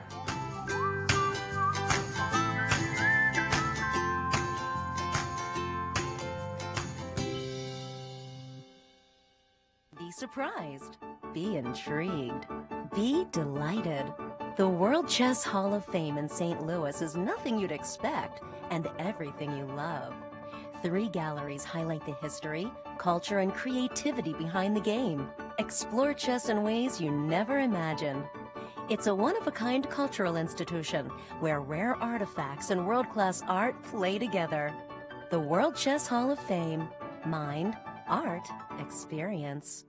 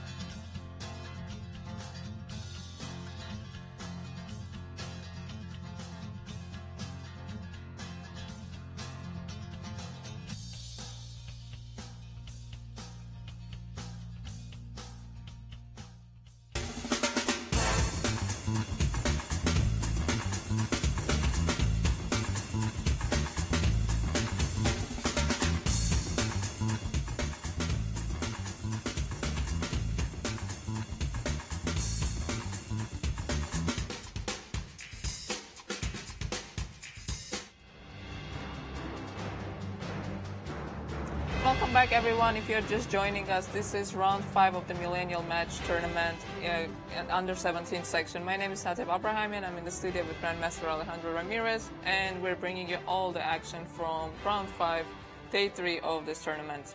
Yeah, already quite interesting games that we have, even though it's only been an hour and some into the round. As I'm really impressed by this Russian player, Andrei Yesipenko, only a FIDE master, 15 years old, but he's showing some excellent talent, and I love the way that he's playing today. I don't know how you can be 25-23 and only be a FIDE master. Yeah, I think it's just the title hasn't caught up to you. You're so strong and your rating soars so fast that the title is unable to catch up with you. Usually it's the other way around, the player's chasing the title. But not in this case, that Yesipenko will surely be having the Grandmaster title in his hands very, very soon. Well, it's more interesting to be a 2500 rated FM than a 2500 rated GM. I guess that's true. It's more unique. And everyone talks about it, it's like, why is this guy still in FM? Your GM strength. Let's remember the 2600 FM from Russia has certain Vladimir Kramnik, who skipped entirely over his international master title, and he became quite a good player. Yeah, and we have Andrei Yesipenko, years old, already rated 25-23, having a very good tournament here so far. Yeah, he bounced back perfectly from his first loss against Sabian with 2 wins in a row. So far so good here for the young player. Yeah, and today he's having a very good game, very impressive. He had a very impressive preparation. He found all the critical moves after, because sometimes we see, maybe not so much at the higher level when the players come prepared. They know the opening, and then once they play the opening, they just don't know what to do with the pieces. And I think this is something you see in like under 2400-2300 level more often than in 2500 and up. Trust me, the 2500, sometimes I make a few moves and I'm like, what am I doing in the middle game? So it happens at all levels. But I mean, it does happen at all levels, but I think there's a certain level where if you survive the opening, no matter how good your opponent's preparation is, your opponent's going to make a mistake. Actually, yesterday we had an interview with Bibi Sara when she said, oh, my opponent out-prepared me, but then, you know, she started playing on her own and she started making mistakes, which is understandable when you're not very experienced, you're young, and you're not very high-rated. This is the kind of mistakes that happen. And Sam did take the practical decision, in my opinion. He did take with the bishop on d5. I was mentioning this is a critical moment. You can take with the e-pawn, or you can take with the bishop e-pawn. After bishop d7, bishop d6, f5, e4, as we were mentioning, the position becomes wild, and the 2 bishops are going to prosper. In that case, bishop takes d5 is simply trying to limit black's options. After bishop takes d5, queen takes d5, bishop takes b4. The rook moves probably almost anywhere in the position, not on b1 because you don't want to get your rook trapped. But if you go to e3, e2, the position is going to be very, very close to equality. And I think this is just going to peter out into a draw. And that's actually a very nice success opening-wise here for Yesipenko, who... I have to say, Sam Savian is an incredibly strong player, but this is the second time in a row with the white pieces that he obtains absolutely nothing. The one game that he played against Sorana, where he was just easily drawn in 17 moves. I mean, in a team tournament, that's a little discouraging. And right now, if you're a team member and you see this position after queen takes d5, which we have on the board, obviously black's going to retake on b4. What else is he going to do? It doesn't seem like very high hopes of winning. He would somehow have to trick his opponent and win the b5 pawn without losing the a2 pawn to have realistic winning chances. But come on, that's not really going to happen. You don't have rook b1 because of bishop c3. And it's so important if you can draw with black, because you're giving your team such a big advantage, because they do have the 2 whites to work with. Yeah, and they're in a situation they have a big advantage actually, because in the under 1400 section they are outrating us. Yeah, especially in the girls significantly. section. Yeah, I mean, I wonder is the highest rated player in that section, but besides that, the rest of the field is heavily favored for the world team. And another psychological advantage the world team has right now is the game of Nicolas Cheka against Sorana, and he's in big trouble, and everybody knows it. It's very, very easy to see that white has a huge advantage. All the players are swarming around the board. They know who's on top. They know they're going to score there, and that just gets a little bit weight off your shoulder if you're playing in that team. And that's why I think the world has another psychological advantage over the US at this moment. They don't have to win matches. If they draw in under 17, think they're good to go. So the pressure is on the U.S. to win matches. So in the under 14, I think that I don't think the U.S. had a match where they're winning. Yesterday they barely drew. We saved matches miraculously almost. I mean, you can especially see the pressure. round one. At some point, I thought it was going to be 4-0. I thought this is just so bad. Yeah, I mean, you can see the strength of the players around the world coming here to play against some of our best. But man, are they putting on the pressure. And I agree that the under 17, I thought that's where we have them. That's where we have Jeffrey Chong, World Junior Champion. We have Sam Sevian, Continental Champion. We have so many strong players in that section. But look at what the world is saying. Hey, we also have our own superstars. Perhaps you haven't heard of them just yet, but you're going to be hearing plenty of them in the years to come, especially the way that they're playing. They're being very, very impressive. And as Cristian was mentioning, there are some positions in team tournaments when you look at the board and you say, wow, that's a mess. I actually don't know what's happening. I'm going to trust you. Take it. It's a mess. If you see the objective evaluation of the position, perhaps your teammate is lost. You can't really figure it out. In this position with Nicolas Cheka, you don't have to be a grandmaster to know that this is busted.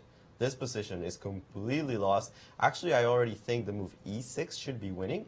But even if that didn't work, a simple retreat of the bishop should be great. E6 is blasting black's position. So strong. Over. I get my medal. Yeah. Yeah, Cristian is here. We get medals today. I guess this is your first. I will give you a bronze medal for this one.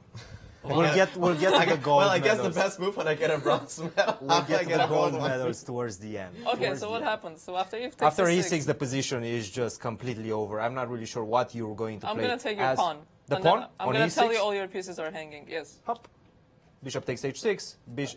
You cannot take on d5 because after queen takes g6, you're going to get checkmated in the next move, in the exact next move. If you take on h6, queen takes g6, you have to go back.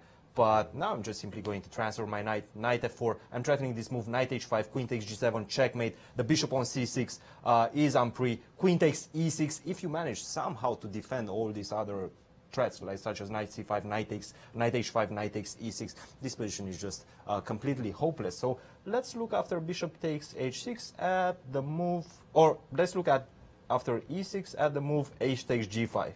Let's say you take the bait. After e takes f7, king takes f7, knight takes b6. Everything's hanging. Everything is just simply hanging. Even e takes d7 was surely winning. I think an important idea is that after bishop takes g2, I don't think you can take, because queen takes b6 is coming on the board and the queen on c2 is under attack. You cannot take on b6 because rook takes c2. So after bishop takes g2, I think you have to see this move. Queen takes b3. Okay. Then you're going to go rook takes d7. Next move, the queen is actually trapped. It's you're not going to lose to your see. queen. It's not hard. No. E takes f7, queen b3 on in the position is just a massacre on the board. Yeah, this is not what you want to have. No, but it's not even the only winning move. I'm sure that I have a feeling, I was looking at Cheka's body language. He knows it. Look at him.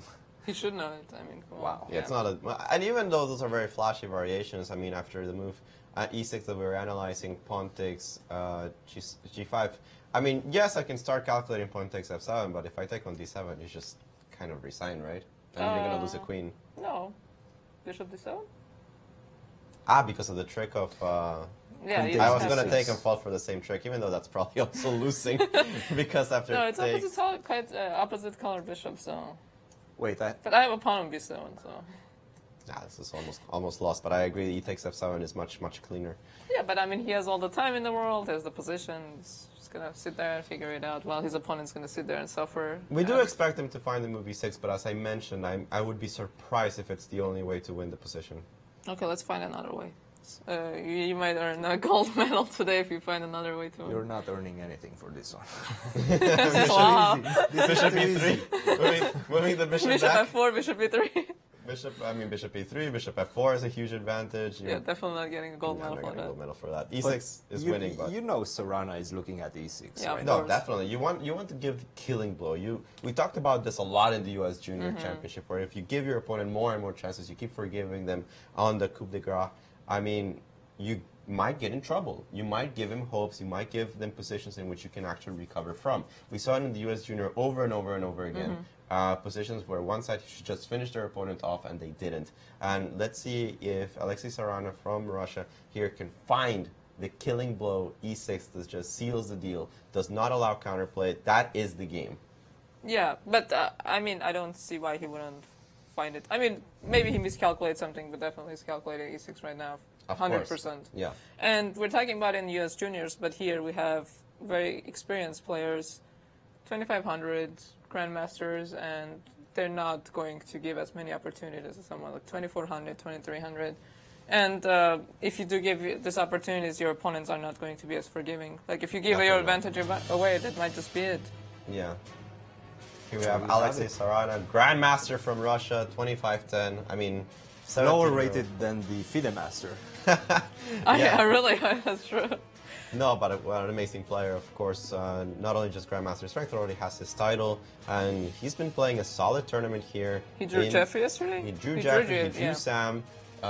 He's had a solid showing, and now with the white pieces, he's showing his power. You were mentioning the importance of the white pieces in a team tournament. Sam has been unable to get anything with the white pieces today. I think a move was played. Yeah, I do see e6 on the and board. E6 on the board. Is on the board. E6 on the board. I mean, it's just the quality of players that are coming here to St. Louis. You can see it. E6 just does not forgive. No. A player like this does not forgive. And tactical, 17 years old, no excuse not to find tactics. Like I'm so not forgiving of these young players. But no, I mean, e6 very natural move. You're like taking advantage of this h6 move, g6 target. Like everything is placed perfectly. And we're saying when you're looking for a final blow, and here it's just kind of it's just like there. It's there. You don't have to look very hard. It's pretty. It's there. It's actually relatively simple to calculate. He's done it. He's done the hard part. So the rest is going to be a relatively easy conversion. And Cheka. I feel like Cheka just simply became reckless after yesterday's impressive win, but which came after a very, very big blunder from his opponent. Yeah, I'm not going to call that impressive, sorry. It still was impressive. I mean, okay, you win against the leader of the world team in 20-25 moves. You feel a burst of energy, but that can make you a little bit reckless. And we see it in this game. He played the opening just very, very bad, in my opinion. I don't know how well it translates, but in Spanish we have a saying that you didn't win a game, your opponent lost. Yeah. And this is exactly what happened yesterday. I mean, Cheka didn't actually move a finger to win the game. Yeah, he just made moves and then his opponent just collapsed. He just collapsed by himself. And I think recovering from your wins is very important. Like that. Recovering from your wins. That's actually a very good saying. You have to recover from your losses. You have to recover from your wins. So you don't want to be emotionally here. You don't want to be emotionally like there. You want to like be steady. And even if you're really hyped up from your wins, it still messes up with your emotional being, and you don't want that. Like you want to have the confidence. You want to feel like, okay, I'm playing well. I'm calculating well. I don't need to question myself. I don't need to question my calculation. But you don't want to be so hyped up that you think your opponents are always going to give you games. And this is something actually that happens to me sometimes. After a really good game, I'll play like one of my worst games. If I beat a grandmaster, my very next game can be just so horrible. I can lose so easily. I think because I do get this energy. I think it happens to a lot of us. Because, you're simply feeling invincible after you play a great game, you win against a very strong opponent, and then you start thinking that anything is possible. You can play any move and you're going to outplay your opponents. But definitely we're seeing today that's not the case. Sarana came very well prepared. He executed the break with b5, knight e5, followed up by very precise play. And right now, Black is going to resign at any moment. And I think it's specifically dangerous when this happens a few times in a row. Like when you have few easy games and you think, okay, this is my tournament. But then every game is a challenge, and every game, like, even your lower rated opponent can play a really phenomenal game. So nothing is really guaranteed. So I think this is a very dangerous zone. And I have to say his loss was pretty bad, that French defense, right? He just got a bad position out of the opening. Yeah, it was a very strange decision where he traded queens in a He played a novelty, I think, that knight a6 I hadn't seen. Yeah, I hadn't seen it either, but it seems that just out of the opening, Nicholas Cheka wasn't able to continue the correct path. He got lost in some complications that he created. And he lost without too much of a fight, I think, against Chopra. And today, against Sarana, also not much of a fight. No. I mean, White played a couple of natural moves. Black blasted open the position, and only for it to boomerang back on him. So all his games seem very one-sided. And actually we see Rui Feng Li and him, both are kind of not doing so well, and they are coming from the US Junior Championship that concluded like a week ago. Yeah, so that's it's kind of definitely understandable. And then they had a training right after. They didn't even get to rest. I mean, Kasparov was here. I don't think they were going to say, oh, sorry, Gary, I'm taking the day off. I'm tired. It's like, no, Kasparov is here. You're going to be training. But And, I have to agree with you that it doesn't seem that they're pulling together in this tournament too well. Our lowest 3 boards in the under 17, they're not doing great. I mean, John Michael Burke is currently on -2. He lost this unbelievable game in the first round where he really needed to pull through. And he lost yesterday a position where he was just superior against his opponent, against Esipenko, I believe. And yeah, I remember that game. But in that game was a little bit different. I think it was very... He made one mistake. Like, he had a critical point, and he made one mistake, and he was just worse. Like, at that critical point, he didn't figure out. Whereas his first game, I think, is less... No, of course. That one is something his coaches had to talk to him about and explain to him, like, you don't do this, you know, you have to develop a danger sense. And actually, as we were talking about this, we do have moves in the Serrano game. I think he's doing it... as they say, the other way around. I'm not sure why, but after pawn takes g5, instead of taking first on f7, he's first taking on b6, perhaps retaining the possibility of taking on d7 with pawn. Yeah, if you take on g2, I might just take d7 with a pawn. And yeah, I could always transpose, right? I could just take on f7 and transpose, but taking with the pawn... Yeah, I mean, you're just every piece is under attack. So he probably has to take on e6, I would guess. But after bishop takes... Actually, this is not quite the same. Yeah, because if I go here, I cannot take with the rook because, again, of the trick. But Do if I have queen g6? Oh, no, you have queen b8. Yeah, queen g6 attacks the rook on e8, but after queen b8, everything's defended. So I wonder what he has. Well, you can, at the worst case scenario, just stick with the knight, and this was hanging, f6 is hanging, knight e5 is hanging. But the other one seems more convincing. I think queen g6 should be winning also. This is instead of knight takes d7, just keep the tension. But e takes f7 was more convincing, no? Or no? No, absolutely, absolutely. But this is just this is winning also. Flat. This is completely over. Well, the other one you're winning like queen.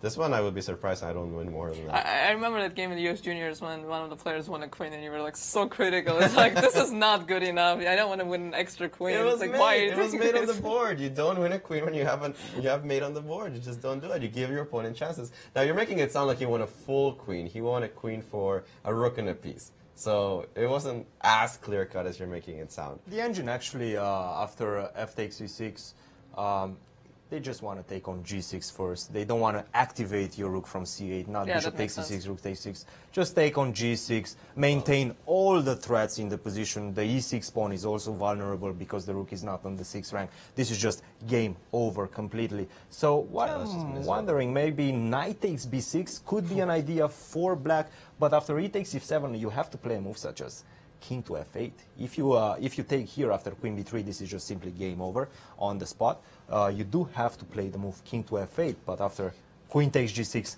you can imagine this is not going to last for a long time. What is this position I'm looking at? It's not, it's just completely lost. Yeah, and if he takes rook d8, you're going to be like, no, this is not good enough. No, if you take the rook, it's not good enough. You got to mate him. No, but okay, this is just... yeah, this is just going to be a matter of how, not the... Like how is White going to choose? And let's take a look at some of the other games that perhaps let's take a look at Sam's game and see if we have anything interesting. Not too much. Still a couple of things to solve for Esipenko, as he does have to figure out a way to defend the pawn on b5. I'm not convinced. And I have rook f3. Yeah, and you have some things. You have rook f3, which kicks out the queen from the defense of f7. So you have to be, I guess, a little bit careful in this position still. Yeah, let's try to figure out how to I have a double attack. So I take back when I said about Sam is going to lose, but I do still think that US team is going to lose. Sam's definitely not going to lose. No, I mean, he's a practical player. He didn't just play like it takes d5 and go for crazy complications.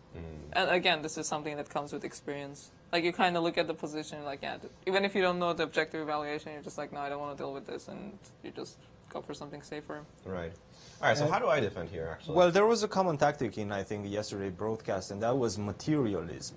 And in this position, actually, black has to just simply sacrifice the pawn on b5 and try to activate his pieces in the meantime. He has to play a move such as bishop to f8. After queen takes b5, I'm going to attack this queen. I'm going to open my files for my rooks, and then this pawn on a2 is going to be permanently a weakness. I'm going to double up rook a4, rook to a8, and according to the computer, in my opinion, also from a human perspective, I feel there's enough compensation for equality. If you try to do something such as rook e to b8 and defend the pawn, after rook to b1, you're starting to feel the pressure, because bishop to f8, rook takes b5, and if you play rook takes b5, queen takes a8, now you don't have two rooks on the board. You're not going to be able to stop my a pawn from advancing, because you're not going to be able to create that battery, that double rook battery on the a file, and it's going to be very, very difficult to deal with this passed pawn. This could turn in Sam's favor, for sure. Wait, I have a question. After bishop f8, can I go rook f3? I think rook e d8, but and then he's queen. only going to give me like a silver medal or something like that. No, but then queen b3. Queen to b3, rook a3, I would assume. I just think it's funny. You say I want to activate my pieces and then you play bishop f8, but I understand you want to keep your king safe and connect the rooks. Oh, yeah, so the whole idea is rook that queen... a3, I'm always going to attack your queen, rook takes f4, rook takes b3, and I think if you take on f7, I think I'm just going to maybe take, and rook d3. Yeah, I need to keep the activity. I need to keep the activity in my pieces. And also this knight on f1, if you don't manage to jump on e3, and you don't for the moment because I'm simply going to take your pawn on b3, you have to defend that guy. Yeah, but bishop after c5, bishop c5, knight e3 is not coming on the board. Where are you going to put your knight? You cannot put it on g3 because rook takes g3 is coming. Simply put, my pieces are much more active, and that's more than enough for compensation. Yeah, actually... you can imagine White's almost in zugzwang in that position. Yeah, I mean, Black still has some problems to choose, but we saw he already took the dynamic approach to solve the problem, so we can expect him to continue in the same spirit. I like what Sam is doing. Yeah, he has an understanding of what to do with this position, so he understands that this is about the dynamics and not the materialistic concept. But in the meantime, we have a very special graphic for one of our members of our team. We do have a very special birthday. We want to wish happy birthday to Marcus Patan. Happy birthday. Happy birthday. Well, from all of us in the studio. This guy, you might not see him in front of the camera, but man, he works hard. He is the reason, one of the reasons that the hero of lights and so on. Oh yeah, all of this works. Yes, there are a lot of people working in the track. We do not see everything that goes behind the scenes, but so many people working so hard to put this show together. And Marcus, one of the key members of the production team, making sure that everything runs smoothly and all the players and all the production team is comfortable and the viewers get the best experience possible. And they're going to be joining us for the entire summer of chess. We're going to be here at the Match of the Millennials, coming up the Singfield Cup and the St. Louis Rapid and Blitz. So they're going to be here for a while. Yeah, so we might turn 35 by the time all this is over. Yes, that might be true. I think some new moves have been played in that game, and for some reason, Serrana didn't take my advice. He did. In this position after f takes c6, he did take on c6 first. Still, this doesn't spoil the advantage. The position, Black's position is still completely hopeless. After rook takes c6, knight takes d7, queen takes g6. I just simply have, how many pawns? 2 pawns up. Your king is completely unsafe. That helps, right? Yeah, I think this is just almost resignable. Basically, I'm going to take on g5 as well. No, this is just game over. No, it's completely done. I didn't realize White has extra material. I thought you were just playing for the. I thought you were just playing for the king, and then I didn't realize you're winning pawns in the way. So move was played. 95. Some nice tactics. A little tactic there to finish off the game. After rook takes d1, I can even just take the rook because queen takes e5 is not playable. That's rook d8 is immediate checkmate, which means you have to play something like, I guess, rook takes e5, which loses to pretty much every move on the board. Queen f7, rook d7. So now we're going to name every single move that's on the board. No, 95 is a nice finishing touch, and that's the game. This is a good time to resign here for Checo. I mean, I think he's just going to sit and suffer a little more at the board and think about everything that happened. Yeah, well, sometimes you just kind of you don't want to suffer too long. The position is so simple. No, I know, I understand, but sometimes it just feels so bad you don't want to resign. And this, psychologically, this is very hard when you see one of your team members lose so quickly. It's kind of weird because Checo was such a solid player in the Duriez Jr. But now he's playing like against different level of players, I feel like. A slightly higher level of players. I mean, you're looking at, in the US Junior you had Jeffrey Xiong, and you have Wonder Liang, and you had Rifeng Li, who definitely are very, very strong players. Caden had a great showing. But yeah, you had a couple of rounds where you were playing 2,400 players, which are strong players themselves. But they don't punish you the way this guy did. Yeah, playing stronger players really shows the weaknesses in your game, and I think we have some more updates from Cristian. Well, guys. Oh, no. Materialism wins again, and is not a good sign for Black. In this position, he played the move, after rook to e3, he played the move rook a to b8. I was telling you, you don't want to defend that pawn on b5. You want to play bishop f8, try to harmonize your pieces and get a dynamic edge. After rook a to b8, rook f3 is probably going to come on the board. Rook to d8, queen to b3. We're going to exchange these two pawns. I'm going to take on f7, king to h8. But now my knight gets into play. Your king, the light squares around your king are very, very vulnerable. And we know the action of the queen and the knight could be deadly. Also, your bishop on b4, what is he doing? Your bishop doesn't have any sort of targets. You will have to redirect it potentially to d4. The problem is I always have the option of just blocking that diagonal with knight e3. Once again, your king is weak. Your pawns are weak. You have three islands of pawns against my 2 islands of pawns. This is just a very stable advantage for white. Yes, a solid edge. It's not a humongous advantage, but it's something that Sam can definitely use to work with. Sometimes you just have to try to equalize the game. That activity that the rooks were providing in the lines that Cristian was giving were very convincing. Whereas now, exchanging that e-pawn for the f-pawn and the static weakness in the light squares gives Sam... And the king, that's the main problem. Once you weaken the king, that's a permanent problem. You're never going to fix that king. Yeah, I agree. And that's going to mean that for a long time, Sam can press and press and press, and this is where you can try to outplay your opponent no matter how good he is. I do expect this move, rook f3. It looks like the most logical. A slight edge now for Sam Sevian, who can think about pushing in this slightly better position. And it's funny, when Black played d5 originally, we said if White plays he takes d5, that takes care of so many Black's problem. The bishop is blocked, the knight cannot go to d5, there is no d6 weakness, and now in this position it's kind of the opposite. Once the e4 pawn is gone, all of a sudden there's a square for the knight, the f2 will never ever be a target because the knight is going to be such a beautiful piece and you can never kick my knight out, and you're always going to have this e5 weakness. So it seems like he understood the dynamics in this position, but here maybe he felt like there's not enough material on the board, so if I lose a pawn, this a pawn might just run. Right. So I may not have enough compensation, whereas in the other position he had the bishop pair, which would just naturally offer a lot of compensation. Yeah, I agree that this position, after the line that Cristian was giving, it's nothing too major. It's nothing where Black cannot hold the position anymore. Trade of queens will favor Black. It's hard to keep the queens alive without making it passive.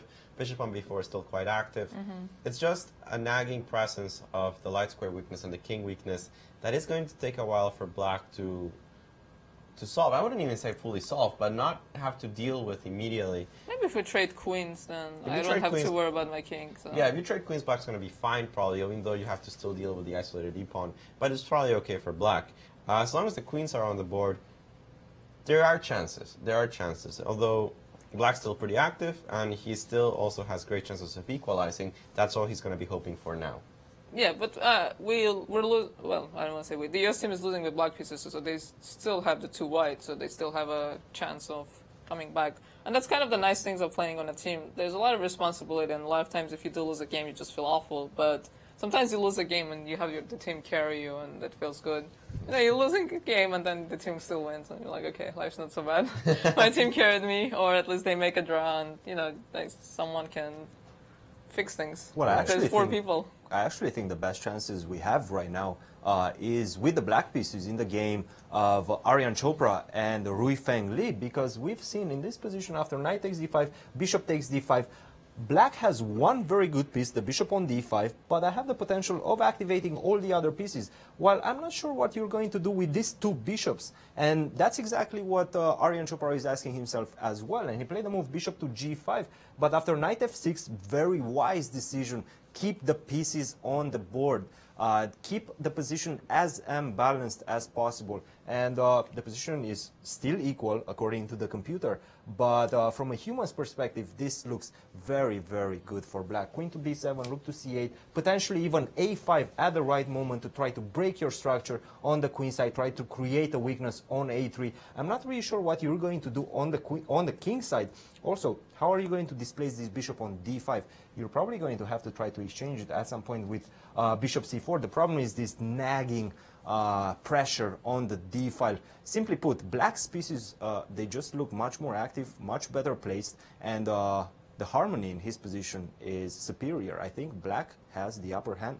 I have a question, Christian, more one of those specifics of the position. I see that Aryan has played the move queen e3, and as the boring player that I am, I usually don't understand this kind of sacrifices, so I'm going to ask for a little bit of help. But after bishop d6, how are you going to defend h2? I don't want to play as white here the move h3 because I'm really scared of knight h5. No, you don't want to weaken your squares for sure. Oh, you wanted to play g3 and then you want to sacrifice? I wanted to play g3, and if bishop takes g3, pawn takes g3, queen takes g3, I wanted to see if I'm actually winning this position, because after king h1... Well, Alejandro and Tatev, you guys have a medal on the board. Knight g4? So let's see if you get a silver medal. I will give you a silver medal. For winning this position? No. For after bishop d6, how to defend the pawn on h2. How to defend the pawn? Because this is bad, right? You cannot this is bad. Terrible. Okay, so you cannot do this. So here is a knight g4 winning on the spot in that position? I thought there was queen f4. There were some still defenses. F4, yeah. That's what I thought in that position. Yeah, let's take a look just to explain to the viewers that in this position, check king h3. Let's find a killing blow here first. It looks like knight g4. It's actually not that easy. It's actually not that easy. Because knight g4, queen f4, it just holds the position together. Somehow. So this is actually not so easy, is it? I don't think you have a winning blow. I think you just have the compensation. I can always draw if I felt like it with queen h3, queen g3. I just want a little bit more than that. Which is what you want to do when your team's losing. You just make a quick draw. And then we're like, you guys figure it out, I'm done. But g3 is such a difficult move to make. Yeah, I agree. Yeah, I agree. And even if I don't take immediately, I mean, the weakness of the long diagonal in here is kind of dangerous. So you're saying there's another way. Maybe king h1. King h1, very good. Alejandro, you're in good shape today. Wait, what kind of medal? Silver? Silver, I got a preventive move, yeah. Yeah, king h1, of course, because if bishop takes h2, I think the move f4 just traps the bishop on this square. All right. So you got your question answered? By myself, yeah. So, yeah, interesting detail here that you always have to watch out, because you see that queen on b8, and as a hedgehog player, I always see the bishops trying to harass the kingside pawns from afar, and sometimes it's not so trivial to defend them, but I like this move, king h1, actually, a multi-purpose move. The defensive pawn on h2, not so easy for either side to make progress then. You can play queen b7, because you're threatening knight c6 and knight f5 here, right? Knight c6 does look uncomfortable, so I like the move queen b7. It defends the bishop on e7, so knight f5 is no longer anything I have to deal with. It prepares the move rook a8. Queen b7 looks like a very logical attempt to me in this position. Queen e3 is actually a very smart move, because you're preparing against them. First of all, you're getting your queen out of the d file, which is very, very dangerous. And in the same time, you're defending that pawn on a3. And whenever black is going to play a5, you're going to be able to respond with the move b5. Right, I like that idea. Create the pass pawn, defend the very, very important pawn on a3. And yeah, I do like this move, multi-purpose move, queen to e3. But still, black's position, I think it's preferable. The problem is consequences. And one of the consequences of the move queen to e3 is that potentially I could have knight coming to d5 and attacking that queen. So the best move in the position is actually bishop to b7, preparing the move knight to d5, opening up the d file. And once again, I'm trying to take advantage of the fact that your pieces are still uncoordinated. If white manages to coordinate his pieces, then he's going to be perfectly fine. But for the moment, you still have a few pieces underdeveloped. The queen on e3, after knight to d5, this annoying threat, is going to have to find a better placement. And we're going to see whether, first of all, Rui Feng is going to play bishop d7, he's going to understand the consequences, and after that, how is white going to defend against it? Can I go knight c6 after bishop d7? I'm assuming you're going to take and go knight d5. Yeah, I think that's actually a little dangerous for white, because knight d5, wherever you move the queen, I'm going to exchange the bishops. And now I was going to finish it off with something. Well, I wanted to kick your queen out first, actually. H6. Like, queen doesn't have good squares. It's not very, very great. annoying. And here, the thing is, you're left with this bishop on e2, which is a light squared bishop, which does not cover the weaknesses on the dark squares. I was wondering if I can get something in like knight f4. I wish my pawn was on f2 here. Right, my pawn was on f2, I'd be so happy, because my bishop's just attacking the pawn on a6. I think if your pawn was on f2, you'd just be better. Yeah. But it's not. It's on f3, and that causes a lot of problems. Actually, that changes the entire evaluation of the position. Yeah, I have to say that I like black a little bit. If I can get away with the move knight f4. Can I take your pawn? You cannot take on a6 because I take on a6.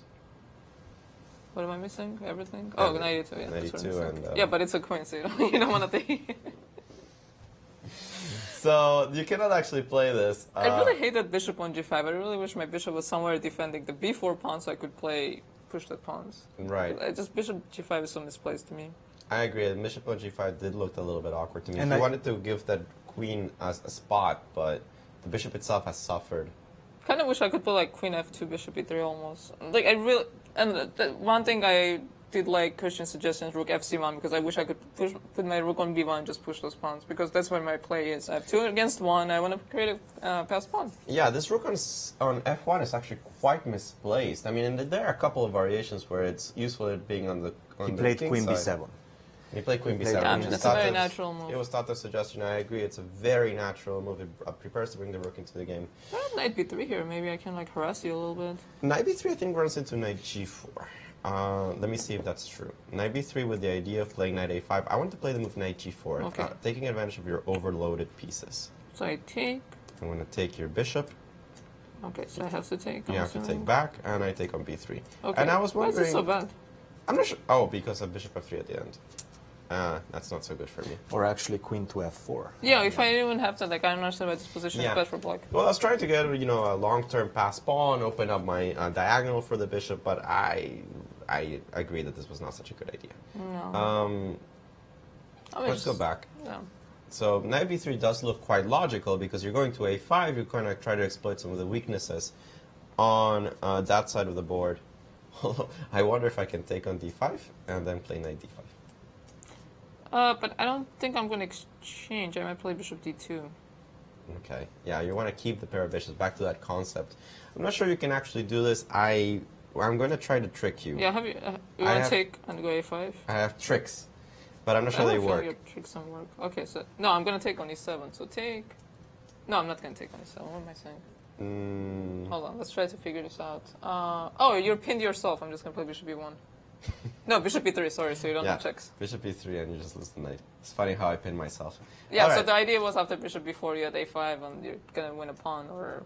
Yeah, it's a lot of little tricks in the position because it's quite complex with the constellation of pieces we have. Wait, can we go back to that final position now where you pinned yourself? Yeah, it's something like this, like this, like this, and I wanted to... Queen d5 doesn't work because of bishop c4. Yeah, 2 bishops. In an open position. Right. Very tricky. Okay. It's a lot of tactics around. You out-tricked yourself. Like no one made you do this. That's usually how I lose at chess. I just out-trick myself. But let's try to play simple chess, guys. Let's play a5. So if b5, you have a4. a4. Yeah, this actually looks pretty bad. Not like. Yeah, this looks bad for white because this weakness of the pawn on a3 now is quite palpable. I mean, I don't like that position at all for the white pieces. So this is again the foresight of putting the rook fc1 and in this position I just play rook b1 and they're like, why are you giving me a pass pawn? I'm putting a rook behind it and I'm just going to push it. Yeah, I completely agree. And this is like having a feel of the position and knowing the idea as well. And I think when you're playing against Scheveningen and you're playing the English attack, which was played, I think you're used to castling kingside and you're used to more those positions and those ideas. So when you castle kingside, I think it's a little bit more unnatural to you if you're an English attack player and you're used to those positions where you're just going for a straight attack. So you don't really understand this differences between rook ac1, rook fc1. Just they all look like moves to you basically. Yeah, there's slight subtleties, but they actually definitely add up. So we're going to have to see exactly what Chopra does. He is falling behind on the clock a little bit. He's almost 21. He's actually 20 minutes behind on the clock compared to Rui-Feng Li that we noticed in the Junior Championship. He loves putting that pressure on the clock on his opponent. So here he's combining those ideas. He has a perfectly fine position. But also the fact that he is so far ahead on the clock, I think is a great sign here for Team USA. I have to agree with Christian. Yes, we're definitely going to lose the game of Nicolas Cheka with the black pieces, but Rui-Feng seems to be on the better side of the position against Arya Chopra. Perhaps objectively still close to equal, but I think anybody would be taking the black pieces in that position. And Chopra knows it, and he knows that he has to pull the brakes, exchange pieces, make a draw, and salvage a half a point. He knows he's close to being edging that worst position already. Yeah, I think that I would prefer the USA position very, very, very slightly on boards 1, 2, and 3, and we are just completely lost on board 4 right now. Okay, and I think it's a very important thing to understand when to pull the brakes and try to make a draw. And I think this is something that John Berg didn't manage to do in the first round. And again, there's lack of experience. And in that position when it was queen versus bishop and knight and a pawn, when you look at it objectively, I don't know what the evaluation actually was exactly, but practically when you have no time and your opponent has a pass pawn that's going, your king is on the other side of the board, and your opponent, he had a fortress, I think, at that point. I think he did have a fortress. Yeah, so I think having that danger sense, I'd be like, okay, I'm not playing for a win, I need to make a draw. And kind of keeping up with the changes of the position, I think, is a very tricky thing to do in chess in general. I have a feeling here in Cheika's game there's checkmate somewhere. Well, this is really irrelevant. I mean, all I have to do is do this, and you resign. I mean, knight e6 is mate or not? Okay. It doesn't matter. So we're going to see a point here. So basically this game is over. It's been over for a while and it hasn't changed. It's nearing conclusion. I think very, very easy would be to just play maybe e4, h4. Okay. h5. Every move wins. h6. Every move wins here in this position. There's no need to analyze. White's up 2 pawns, better king, no counter. No, this is done. So one game we haven't looked at in a while is the leaders of both teams, Jeffrey Zhang versus Haik Martirosyan. And with it, as we mentioned, that Haik is coming back from a very tough loss from yesterday. Yeah. And that's kind of a tough situation to be in. And it's a good opportunity for Jeffrey to keep the pressure and make his opponent uncomfortable. And especially, I think, in a team tournament, that's kind of a hard thing to deal with because you always, when you lose in a team tournament, you always have this feeling that you let your team down. Absolutely. So it's kind of weighs heavy on you. So you know you want to come through for your team. So when you're under pressure, it's like you know, this feeling that I don't want to do the same thing again. Like I have to bring a point for my team. Yeah, and in this position, he's definitely not going to bring a point for his team. He's going to be suffering half a for point. a while. But yeah, but that's all he has to do. He's playing black against a much stronger player, much higher rated player. So he needs to bring this half a point back. And they're playing an extremely solid position in which White's space advantage given by the pawns on c5 and c6 is going to be a permanent edge.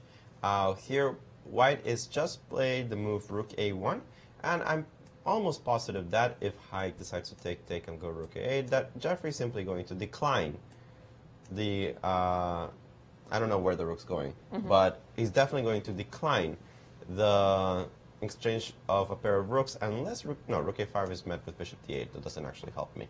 I don't want to trade all the rooks, is basically what I'm trying to say. So why do you want to trade one pair of rooks? I want to trade one pair of rooks because normally black is going to be able to triple down on the A file, and this at least reduces a little bit of the pressure, and sometimes this allows a lone queen to defend against the intrusion of some of the enemy pieces. That being said, I have seen most of the time that White actually allows the tripling of the pieces on the A file and just ignores the threats. The move rook a1 with the idea of exchanging one pair looks logical, but I haven't seen it very often. So one thing that I have seen, the line you were showing, like rook a1, rook a1. So for example, rook a8. So I move my rook somewhere. Let's put it on e1. Okay, and then rook a3. Yes. And then queen b2, rook queen somewhere. And then knight goes to c1, b3, a5, and the rook actually gets trapped. Yeah. And then even if you have a bishop on d8, I disconnect your pieces, and then you disconnect your pieces, yeah. See, the thing about an open file, and people always love open files, but they're only as useful as their penetration squares. And here the thing is that once you penetrate on a3, you're not actually going to do anything in the next move. The rook's completely controlled. And this is why White can afford to move a rook off the file, which looks counterintuitive initially, but you're moving the rook off the file and you're allowing yourself to build up pressure on the other side of the board. The reason that you keep rooks is that when you expand on the king side, you go f3, g4, h4, or you go f3, e4. You want to have a rook that supports that attack, that is able to swing between both sides and cause pressure against your opponent. If you don't have any major pieces, it doesn't matter how many pawns you push. I mean, what exactly are you going to be creating? And for this reason, many times you actually keep both rooks alive. I'm slightly surprised at the move rook a1, but I can understand it. And this is another concept that when you explain to beginners, rook belong on the open file, but then as you get stronger, you realize But you know, it's all relative, and It's all that's what, relative. that's what makes chess complicated. All these rules that we learn, and all of a sudden, like you're getting stronger, and you're like, okay, like that doesn't apply. This rule doesn't apply. That doesn't make sense. Like, what is this that I keep learning? It seems like Jeffrey is actually contradicting you guys because he did play the move bishop d8, queen to b2, and I think what he's preparing right now is actually the double rook exchange on the a file. Rook takes a8, rook takes a8, and then rook to a1.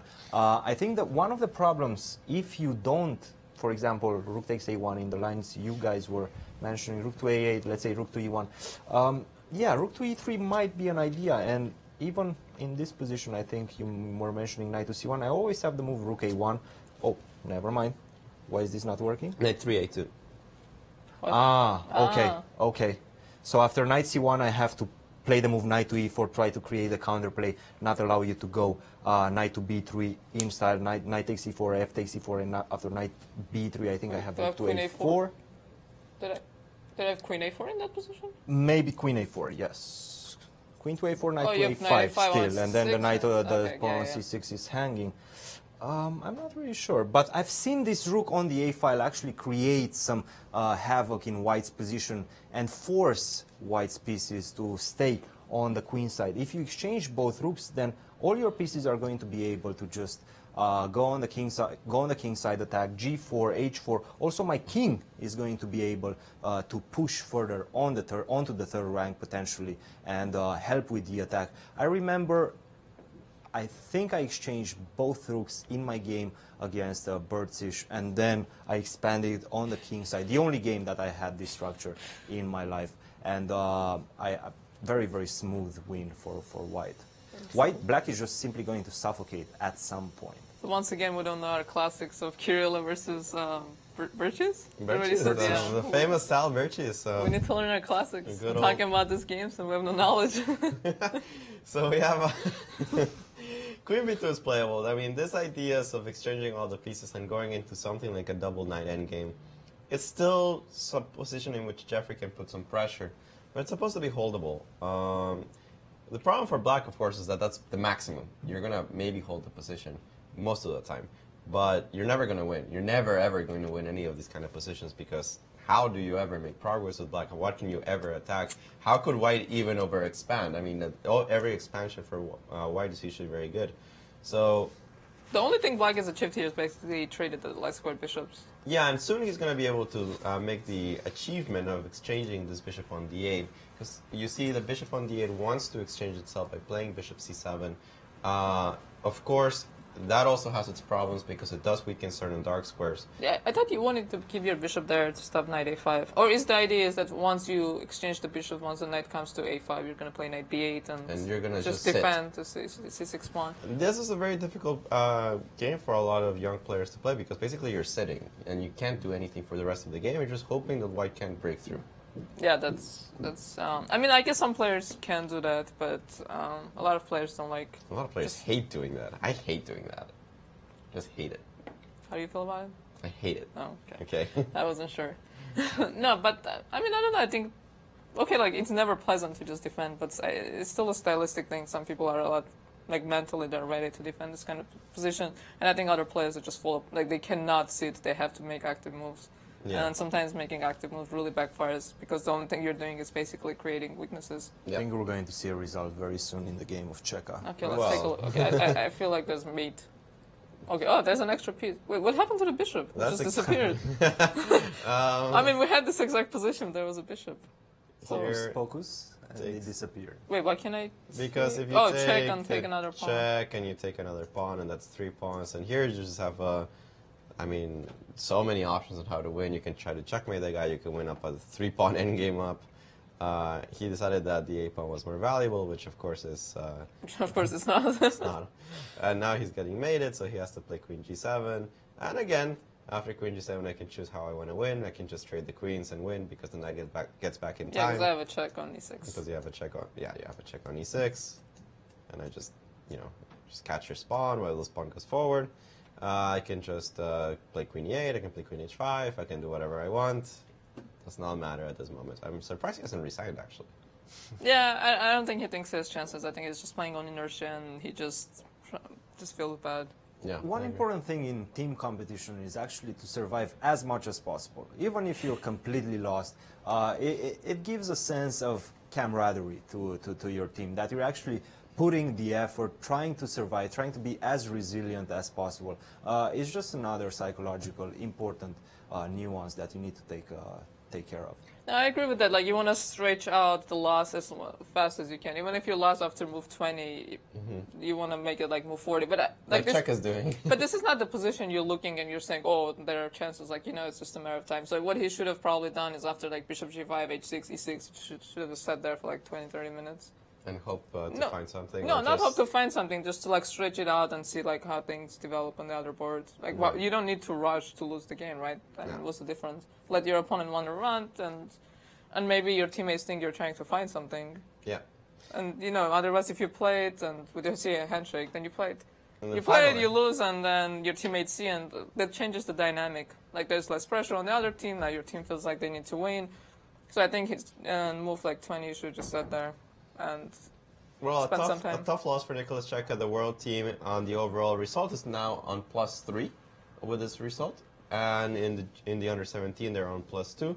An important win here for Alexei Sarno, a very solid player from Russia, just completely devastated. A weak game from Nicholas Cheka, honestly. He did not understand when to properly break open the position, and it just backfired very, very badly on him.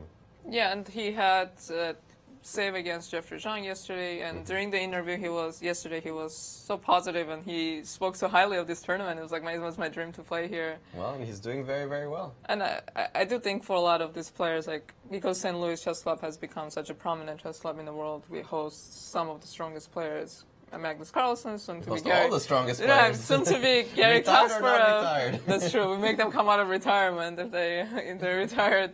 So I mean, to be playing in the same playing hall and you're sitting there and you see their photos, and my photo too, of course. Of course. I mean, I think it's just such a privilege almost to be playing here at this point, because, you know, St. Louis does have this reputation. And Absolutely. I think for them it's like coming to America, because they don't really have a lot of reasons or a lot of options to come here. We don't offer that many tournaments for you for them to come here. So for them, tournaments, not tournaments with conditions that they're used to. It's difficult to come all the way to from Europe, from Russia, and to gamble in the American Opens, if you will. Right. Whereas this is just such an elite tournament, and here the Russians are really showing us great chess. Yeah, and they can prepare it, and they have the team spirit. And like you said, most of the players on their team are Russian speakers, so they it's easy for them. And I think a lot of them do come from that chess school, the chess prof school in Russia that produced so many students. So I think they have a relationship with each other already, being students together. Yeah, so I do think they have a great dynamic. So, I mean, I really liked his attitude yesterday. He was like, "Yeah, I'm so happy to be here. It's like my dream come true." Well, he has won the first result of the day, something that we already expected. I think since like the first hour, we did not like Nicholas Cheka's position. And he very smoothly won. He gave that decisive blow, that e6 move here after the move h6 that sealed the deal. After this, it was just paperwork, as they say. The rest was just signing the score sheets. It was just game over after the move e6. So we're going to see if tomorrow he's going to be able to recover from his win. Well, he has perhaps another game tonight. We're going to have to see. Oh, that's what I'm sorry, tonight. Yeah. So, yeah. So actually, the world team did make a strange decision in their lineup. We saw Smirnov, who won yesterday, against Sabian, did not play, and the Martirosyan, who lost so badly, is actually still playing. So I think they're in a situation they cannot, like, they have to let the top players play because they are playing Sevian and Zhang, who are just winning every game. And actually, speaking of that, I think we have some moves in the Sevian game, and everything we predicted is happening on the board. Yeah, that's why they pay us. So after rook a8, queen b3, and as we predicted, queen takes c4, and queen takes f7. And we are talking specifically about this position earlier, that these slightly nagging possibilities against the king on h8 give Sam some hope for the advantage. But as we mentioned, the possibility of queen trade is so prevalent and so good for black that it's going to be difficult to actually make anything concrete out of this. If black's able to trade queens somehow, he solves all his problems. I'm thinking queen d4, maybe? Queen d4 immediately? Well, I'm hanging my rook. Ooh. You wanted to try knight f5 tricks again? No, knight f5 is definitely not So working. rook b1. Let's move the rook to b1. I like the rook on b1. It attacks the bishop and it attacks the pawn I potentially. just don't want him to play queen d7 because Let's say I go that's what bishop you're c5. trying. What? Bishop c5. Oh. Bishop c5. Ooh, this looks suspicious, I have to say. I Knight agree. f5. Knight f5, queen d7. Queen g6. Okay. Ah, you have Rook b6. Seems like black has just about enough defensive resources to push me away. Maybe I just don't have enough pieces to attack with. I mean... Maybe I could have played queen h5 and not run into a tempo at least. Queen h5 here and maybe try to play knight h4, knight g6. I was thinking knight h6, but sure. Alright, or that, yes. Knight h6 also a threat. I'm not sure if it's a threat, but it's there. Queen e6. Queen e6. I don't know, if I play queen e6, then I think after queen e6, queen g4, I start getting the kind of positions I really do want to play. I'm going to play a rook to e1, I'm going to play a rook to e4, I'm going to bind you on the light squares, I'm going to play h4, h5. And yes, you're not dead, but... No, I agree. That starts becoming unpleasant. These are the things that black has to watch out for. I think queen h5 is actually a quite clever move. I wouldn't be surprised if you actually have to play the move e4 at some point. Because e4 always prepares the move e3, and it opens up the bishop for a potential defense here on g7 if I really, really need it. Too bad. I wanted to take things and then c5 hangs, but my rook is hanging. Your rook is currently hanging. Yeah. So rook c3, you have bishop d4? Yeah, that's what I was thinking. Something like bishop c3. d4. Actually, here bishop f2 wins. Well, I wanted to go to g3. Where'd you go? c3 because it was a tempo. Oh, well, this is also a tempo. Wait, why is this? Why is this? I wanted to play bishop d4. And then rook g6. Actually, it's a little dangerous. Yeah, the position still retains quite a bit of danger for black. He has to be careful here. And this is the position that we have on the board. Knight g3, and the queen is currently under attack. Queen d5 is what I thought was more natural because of the tempo against the queen. So I'm actually starting to understand that Christian's bishop f8 move more and more. Yeah, the bishop actually was very well placed on f8, whereas on b4 it's a target. Yeah, because if we go back to that line again, where queen b3 came, it was a double attack on the bishop and the pawn. Yeah. And black really didn't want to lose that pawn. But maybe here he felt that he has enough, that even losing the pawn on f7, he has enough counterplay and defense to... I mean, he might be right, but it's not going to be easy. It's not going to be easy to defend for the rest of the game. In the other case, it was him that had the initiative even if he was down a pawn, and that was an easier way of playing the position. I mean, I think giving up a pawn is also not easy. So it was like crossroads, which position he wanted to play, like play down the pawn dynamically or try to defend. So we still have a lot of 3 games going on. We have 3 games going on, yeah. And the games are still developing, so we are going to take a little bit of a break, and don't go anywhere. We will be right back.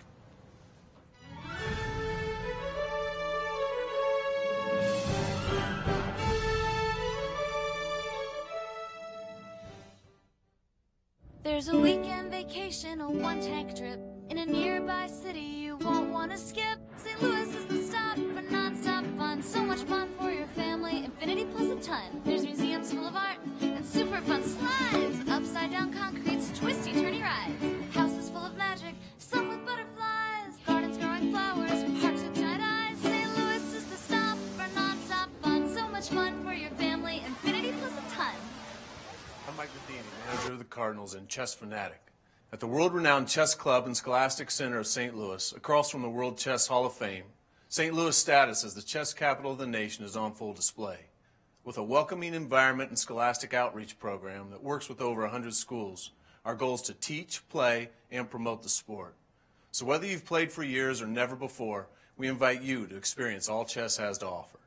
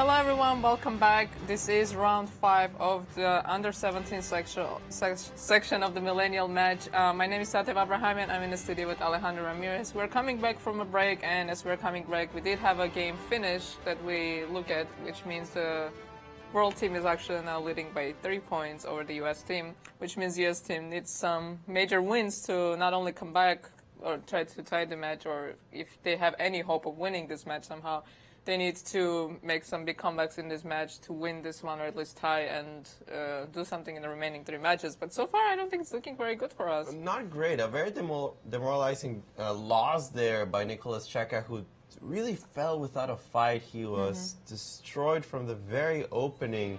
As we see here, the standings after round 4, this does not include the game of Nicholas Cheka. So this is the standings coming into today's round, and you have to add another point to the world team. Yeah, and then in the evening we're going to have the under-14 section, and then as we were mentioning, the under-14 section, the US is actually struggling in because the world team is actually higher rated than us. So today is going to be a very tough day in the office for the American team, so they need to figure out what is it that they're not doing right. So let's take a look at what's going on in this round. So we already have one result. Alexei Sorana beat Nicholas Cheka in that game that we went over before we took a break. So Aryan Chapra is still playing against Rui Feng Li, Andrei Yesipenko versus Sam Savian, and Haik Martirosyan versus Jeffrey Zhang. So the score so far is 9.5 to 7.5, and the world team is extending their lead over the American team. At least the 2 high-rated players with the white pieces here, Jeffrey Zhang and Sam Savian, are putting pressure on their opponents. But can they break through? That's going to be a very tough question to answer, as their opponents are putting very stiff resistances. Both games already with a reduced amount of material, and we're going to have to see if the pressure that is given by their positions is going to be enough to actually reel in at least one of them as a full point. So let's take a look at Jeffrey's game. So we were talking about not exchanging pieces, not heavy pieces, and then we're coming back to a position with no heavy pieces. No pieces at all. You have 2 knights per side, and that's going to be it. Black's obviously very solid but very passive, as this pawn on c6 is going to be a permanent weakness in the position. Black already has to decide which knight he wants to use to defend the pawn on c6, and afterwards White's going to try to expand on the king side, push the pawns, as you imagine, f3, g4, h4, h5, everybody's going to go forward, try to create a secondary weakness on the king side, try to win it somehow. How, that's not so clear, and that's the plan. Black can't really win. It's almost impossible for Black to win these kind of positions. He has an uncomfortable defense for the next 50, 60 moves. But wait, how many moves? 50, 60 moves.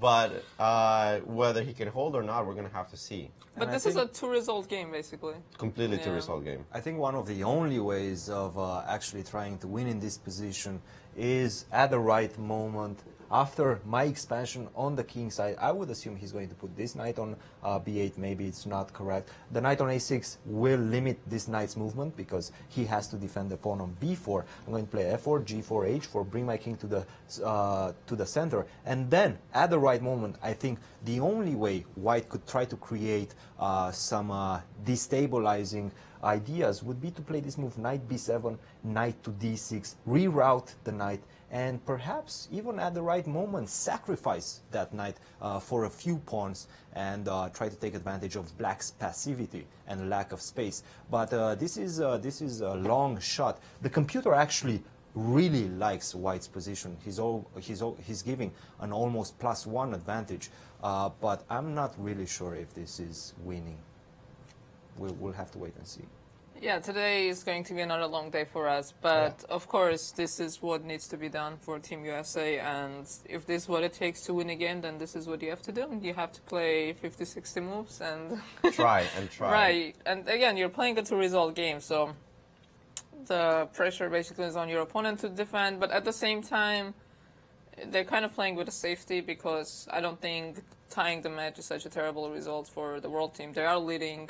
Yes. With 3 rounds to go in this section and 2 rounds to go in the other section. So there's still 5 matches left, but in the under-14 section, they're not having any problems. So they need to at least hold these matches, and then I think they're they're pretty sad. And they haven't lost a single one. To me, it's slightly surprising. Yeah. They haven't lost a single one of the under-17 matches.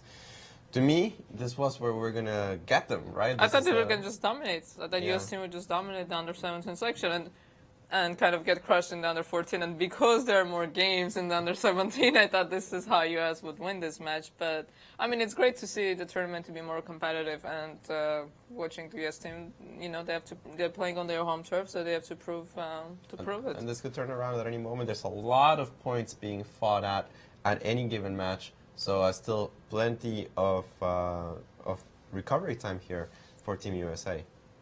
So I think we have some more updates from Cristian.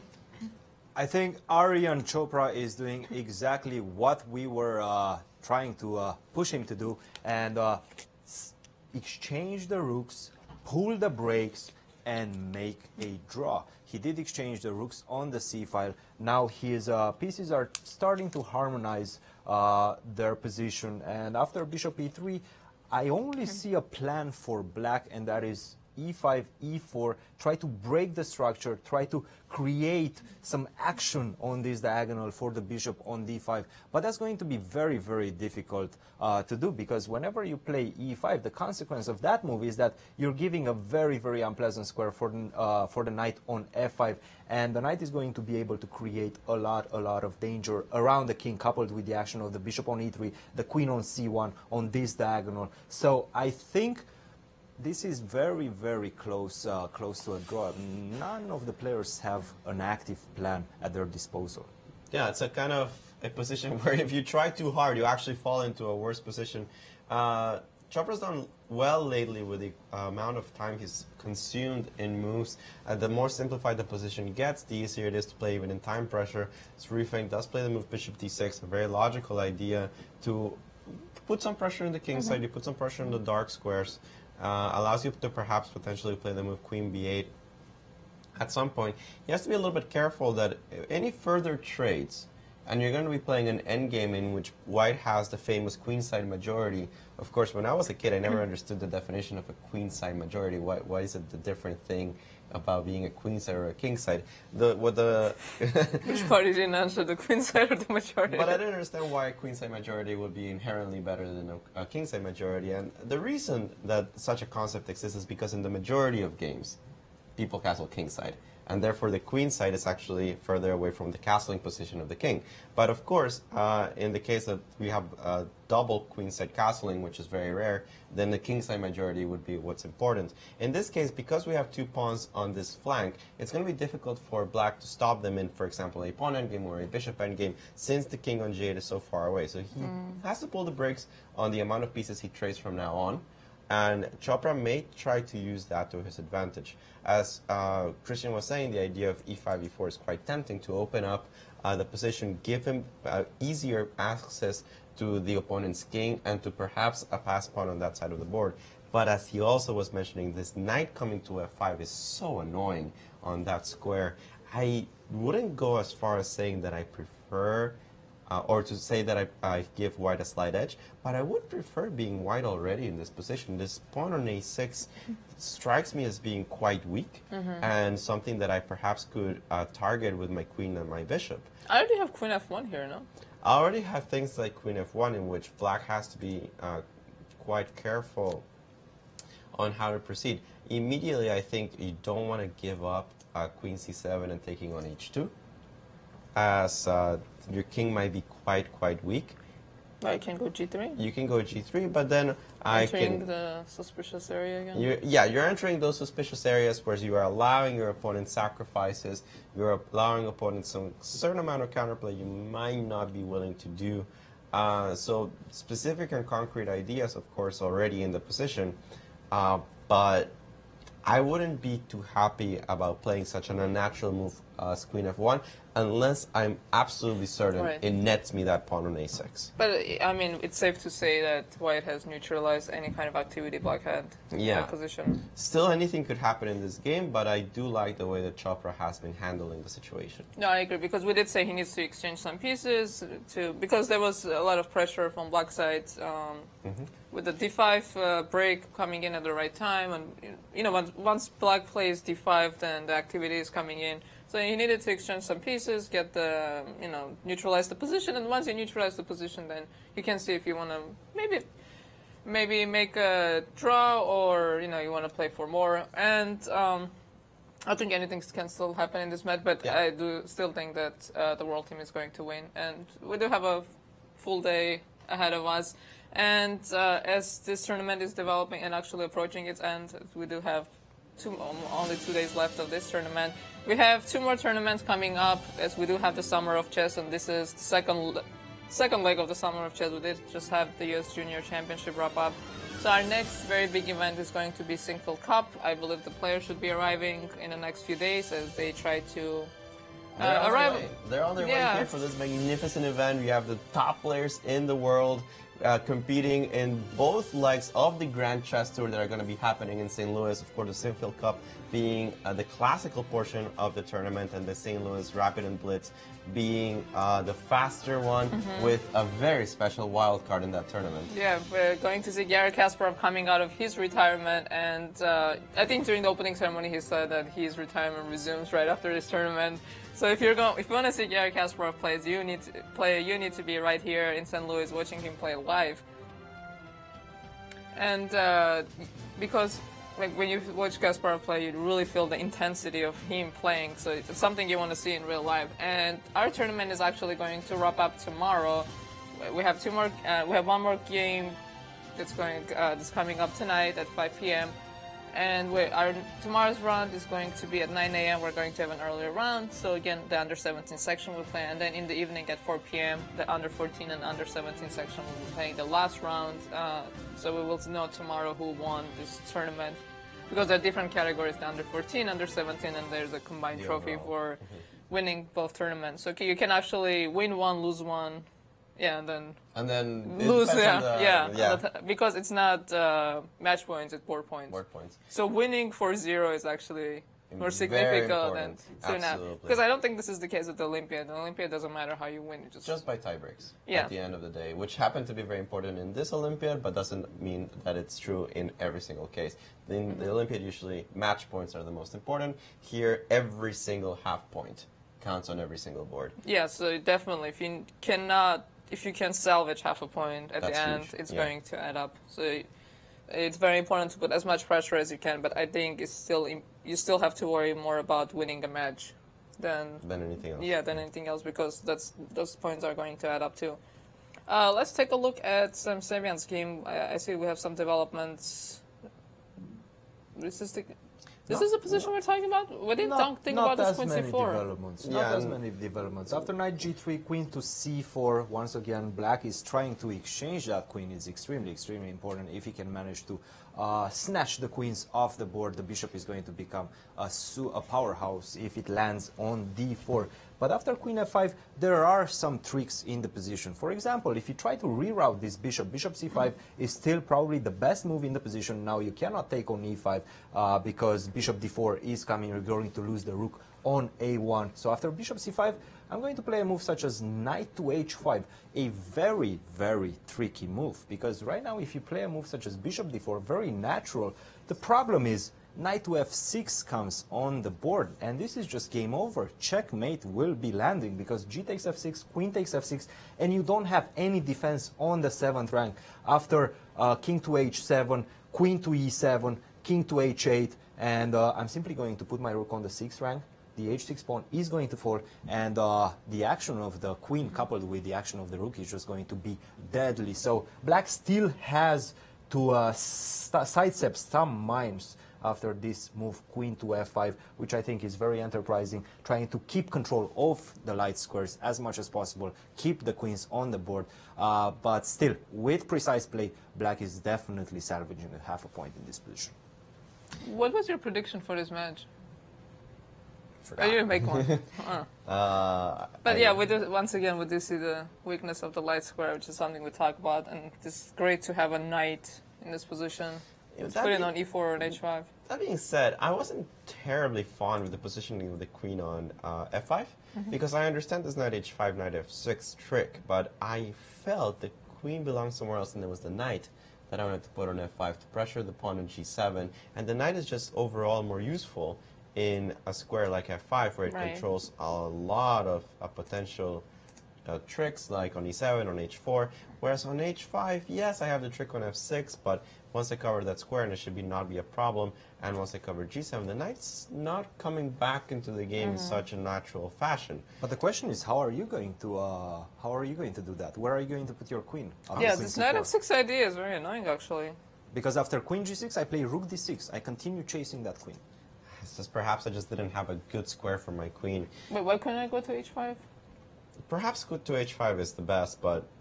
but then again, you're not going to couple that action with a queen on h5. The knight on f5 is not going to be as potent. Your knight on f5 is going to be attacking h6, but you're not attacking g7. Rook but I'll play b6. rook g3. Rook b6, I think it's another idea So in knight this f5? position. Maybe rook f8. Yeah. Rook f8. Rook f8 So if rook g3... Or rook f6. I'm considering rook f6 as well. Maybe You it's just a bit start putting things on the king side. You're going to play queen f7 pretty soon. Again, this Oh yeah, the queen f7 is really land annoying. threat of trading the queens, and it seems hard to make progress here for Sam. Obviously the one with the initiative, but not easy to do much with it. Can we go back to the position we have on the board? Absolutely. Can I try rook f8? Well, rook e8 was just played instead of the move we were expecting. I think bishop c5. Rook e8, I don't like. It's a little passive, but you were trying to put the rook on f8. Yeah, I but take your pawn. I take your pawn. And I just realized after rook f3 my b8 pawn hang, which is how But actually what- Sam blundered the pawn yesterday. Yeah, but quite honestly, this looks perfectly fine to me. Oh, because you have bishop c5. I have bishop c5 at the end. The queen is very active. I've destroyed the coordination of white's pieces. But I think I actually want to take on f3 with the pawn. Oh, Wow. really? Oh, Yeah. look at you. Break my structure, but that pawn on f3, potentially if it lands somewhere on f6, I'm going to be able to open up your king. You might be in trouble. That's Well, a big if. Yeah, that's very ambitious. Okay, so rook f8. I mean, I still think that black's nearly okay in this position. I'm not saying that he's equalized fully, but... Queen e4, maybe? Yeah, something like queen e4, but okay. Don't I have queen c3? I like rook f4, honestly. You don't like pawns? I don't like pawns. I think rook f4 is just... You love pawns, Alejandro. Stop lying. I do love pawns, but this looks great. I mean, if you take on c4, I'm going to start thinking about winning. I still like queen c3. Queen c3 is probably perfectly fine. Actually, no, after Rubio, where do you go? I don't know. Somewhere. Not the easiest, but I have to agree that all these moves make a little more sense to me than rook e8, which I find to be quite passive. But I think he's already on this path of just defending. The And position, it started with playing rook b8, and he just wants to hold his position together. And like he played that d5 dynamic move, and he got to this position, but I think his mindset has shifted. He didn't continue in the same train of thought. For now, this is perfectly fine. I mean, I don't see any tactical reason why rook e8 should fail. No. And of course, here, I mean, I want to play something like knight h5 and try to create some tricks on the king side. Unfortunately, with the knight on h5, this is all it is. It's tricks. If they don't work, the knight on h5 is not great. Yeah. I was trying to go knight e4 after rook e8. It seemed Right. like I'm going to centralize my knight and I'm going to limit this bishop on b4. But the problem is rook f8 right now is much more potent because queen takes e5 just loses after rook fe8 and the knight on e4 is hanging. So rook e8 is quite a wise idea by the Russian player. We do have a move. We have the move a3, asking the bishop where he wants to go, but more importantly, it removes the pawn from that attack by the queen on c4, which allows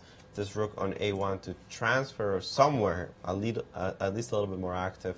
I was also considering the move rook b1, which did something very similar without committing the pawn to a3, as a pawn on a2 is obviously taboo because of the bishop here. So a3 is on the board, and the bishop has to retreat. Well, you Now- do have the rook on f3, so a3 is not really going to be a target. It's just a matter of maybe them playing b4 and trading even more Trading pieces, even and then more, eventually just gonna fizzle out to a draw because there are no pieces left. I'm assuming the bishop goes back to c5. I don't like putting it on f8, where it just kind of is on the way of the rook. I don't like putting it on d6, as it does absolutely nothing. I don't like putting it on e7, as, again, it's on the way of the rook, this time on the e file. So bishop c5 is what I think is most logical. I actually wanted to play this without provocation, if I remember correctly. Cristian was telling us about the move bishop c5 before the move rook e8. So this also looks fine, and I have to calculate a knight e4. I think he wants to put the rook on e1. That was part of the reason he played the move a3. Rook on e1 and attack this pawn directly. So bishop d4, I guess? I don't necessarily want my bishop here, but if I can get away with it, perhaps. I'm always scared of this rook e4, rook g4, knight h5. I might counterplay without the bishop on c5. I can never play rook f8. Yeah, I mean, with a bishop on d4 so committed, my king feels like kind of naked because I don't have rook f8. Like, I cannot swing something over to the king side to protect the dark squares in any way. Like, if you play any kind of sacrifice, like, I can never play bishop f8 and defend my h6 pawn. So, I mean, bishop on d4, like, it looks like a great piece. It's on the central square, but at the same time... It's not coordinating with anybody else. It looks else. A little scary. Yeah, it's the king side that you have to be very scared about in this position, and the bishop on d4 is just completely out of play. I have to agree that I don't quite like this idea of bishop d4. A big problem because of the pawn on a3 is that you right now have the move rook to f8. Rook to f8, queen takes c5, rook takes f3, and the pawn on a3 is actually going to hang in this position. Yeah, there's a big difference. Well... G takes f3, the rook goes to f8. I'm going to attack this pawn on f3. This pawn on a3 is attacked as well. You have a lot of weaknesses. Your structure is not as powerful. And the bishop on c5 is creating some sort of attack on this diagonal. For example, if you play the move knight f5, which looks quite natural and very powerful, the problem is I have this cute little tactic, bishop takes f2, simplifying the position completely. And after king takes f2, queen goes to c2, rook goes to e2, queen takes f5. This is just game over, draw. Yeah. Well, it seems like Yasipenko is holding his own here against Samsavian, even in this slightly worse position. Meanwhile, we have... There's some developments in the Jeffrey game. I see he has managed to push his kingside pawn, his central pawn. He has done this. He pushed all his pawns. Close your eyes and push your pawn. There's no other way to make progress in this position. The thing is, how far is he going to go from this point on? Black has decided to put one of his knights on a passive position on b8. No real choice there. He needs to keep the defense on c6. But now he has a knight on f8 that can perhaps go places. After the move g4, I'm imagining... Which places is going? I'm imagining he was going to go g5 and knight g6. Okay. I'm not sure where he goes after that. But here the question and the uncomfortable part for Black's setup is that he needs to figure out where he's going to create weaknesses, or which weaknesses he's going to create in order not to lose the entire board on space. Now, he could just sit back and wait for White to keep pushing all the pawns all the way to the 6th rank. But sometimes that means... Oh, yeah, I'm going to go... f4, g5, h5, h6. I'm going to. Oh, I see. I'm going to push them all the way up if you let me. So I'm going to try to zugzwang you. Is basically what's going to do. Can I just always wait with my king, or you're just going to target my weaknesses? I want to try to target two weaknesses at the same time and zugzwang you. Like you have to create two weaknesses to win the game, right? That's a terrible book. And wait, which book? I don't read books. And so here, Black has to decide where these weaknesses are going to be created, or how he's going to hold on to the king side in order not to let White have any real resources. This is why g5 was so appealing. Now, a move like d takes e4 changes the character of the position completely, because this means that White always has the option of playing a d5 break, opening up the path for the c pawn, something that Black really has to be worried about. On the other hand, now Black also has the possibility of creating counterplay on the king side, and I'm never worried about White bouncing the king side pawns, because that's just never going to work. The only thing that I have to be worried about is the d5 break. So again, options here for Haik Martirosyan, and he needs to figure out his configuration, his defensive configuration. Yeah, that's a hard thing to do if you want to leave the pawn structure as it is, or change, because pawn structure changes are permanent. But I would be terrified of taking on e4. No, me too.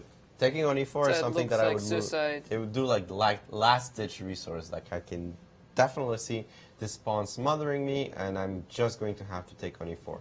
But for now, I don't see any need. I still think the move g5 to me looks very logical, so it doesn't leave any palpable weakness.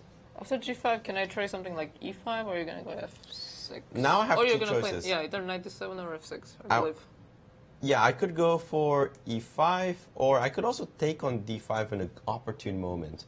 Because if I can get you to trade both pawns, and then perhaps this knight can jump around and take advantage of the weakened f5 square, Again, a lot to consider because, as you said, pawn structures changes are permanent. And in this case, there's so many of them that can actually happen. He has to be careful on which pawns he pushes and which pawns he decides to leave in the 7th. So, well, you only have 2 pawns on the 7th. But they're important. I mean, no, I understand. They might be the last pawns to fall, because if you leave a pawn on h7, you can imagine it is going to be targetable at some point. And this is an important thing to really understand and learn about chess in general, that pawn pushes are permanent. And of course we know this, we know the basic rule that you push a pawn, the pawn never comes back. But you have to realize in the long term, sometimes if you push the wrong pawn, the evaluation of the position completely changes. Like in the Chopra game, we're saying if the pawn was back on f2, the evaluation would be completely different. But since the pawn is on f3, and there are some king weaknesses, then it's different. And the same thing in this position, you have the pawns with h7, g7. If you push the wrong one, then it's completely going to change the position. And I have this, like my students sometimes make this mistake, like they'll push a pawn and I say like, why'd you do this? And like I'm making a waiting move. And I said like, you can never make a waiting move with a pawn. No, that doesn't make sense, yeah. Well, I mean, in the endgame, maybe if you're passing the move to your opponent, but otherwise then you're changing the nature of the position. Yeah. No, the point is to like keep the position the same and pass the move to your opponent. So once you push a pawn, that changes the pawn structure and those don't come back. Speaking of this entire theme, let's take a look at Rufeng's last move. It was a pawn move. There was a strange and committal pawn move. We had this position after bishop d6 that we left off the Arjan Chopra against Rufeng Lee game. After queen c3, knight h5 is trying to infiltrate on f4. Chopra said, no, no, no, you're not coming in here. I mean, after g3, the knight is completely locked out of the game. And Rufeng said, excuse me, I do really want the f4 square for myself. Oof. The move f5 is committal. Very dynamic move. Very dynamic move. The idea, of course, to blast open the king side with the move f4. It is a serious threat. On the other hand, you can already see how the pawn on e6 has become a weakness because it's already being targeted by the knight on d4. The king is suffering a little bit because of this. As he's opened up a couple of diagonals against it. Chopra has retreated the bishop to f2, a move that makes a lot of sense. So f4 is not a tempo. f4 is not a tempo that allows me to just close down the position on the king side, not give you the f4 square, as of course f3 does become a little bit of a weakness, but so does your pawn on e6 and your pawn on f4. A committal approach here by Rufeng Lee. Let's see if he's able to back it up with dynamic and concrete play in order to justify the weaknesses he has just created. I would add another weakness to your list, Alejandro, and that is the pawn on a6. And a maneuver such as knight b3, knight c5 is very, very dangerous in the position.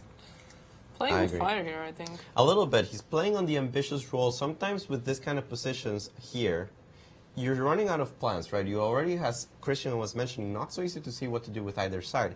He didn't want to play e5 because of knight f5. So you kind of have to come up with something. You want to keep up the pressure. You don't want to just play random moves. You want to play something that makes sense. But after knight h5, f g3, f5, it's not about making sense or not making sense. It's the fact that the game has changed from a position in which you don't know what the plans are to something very concrete and very committal. These pawn advances are as weakening as they are dangerous.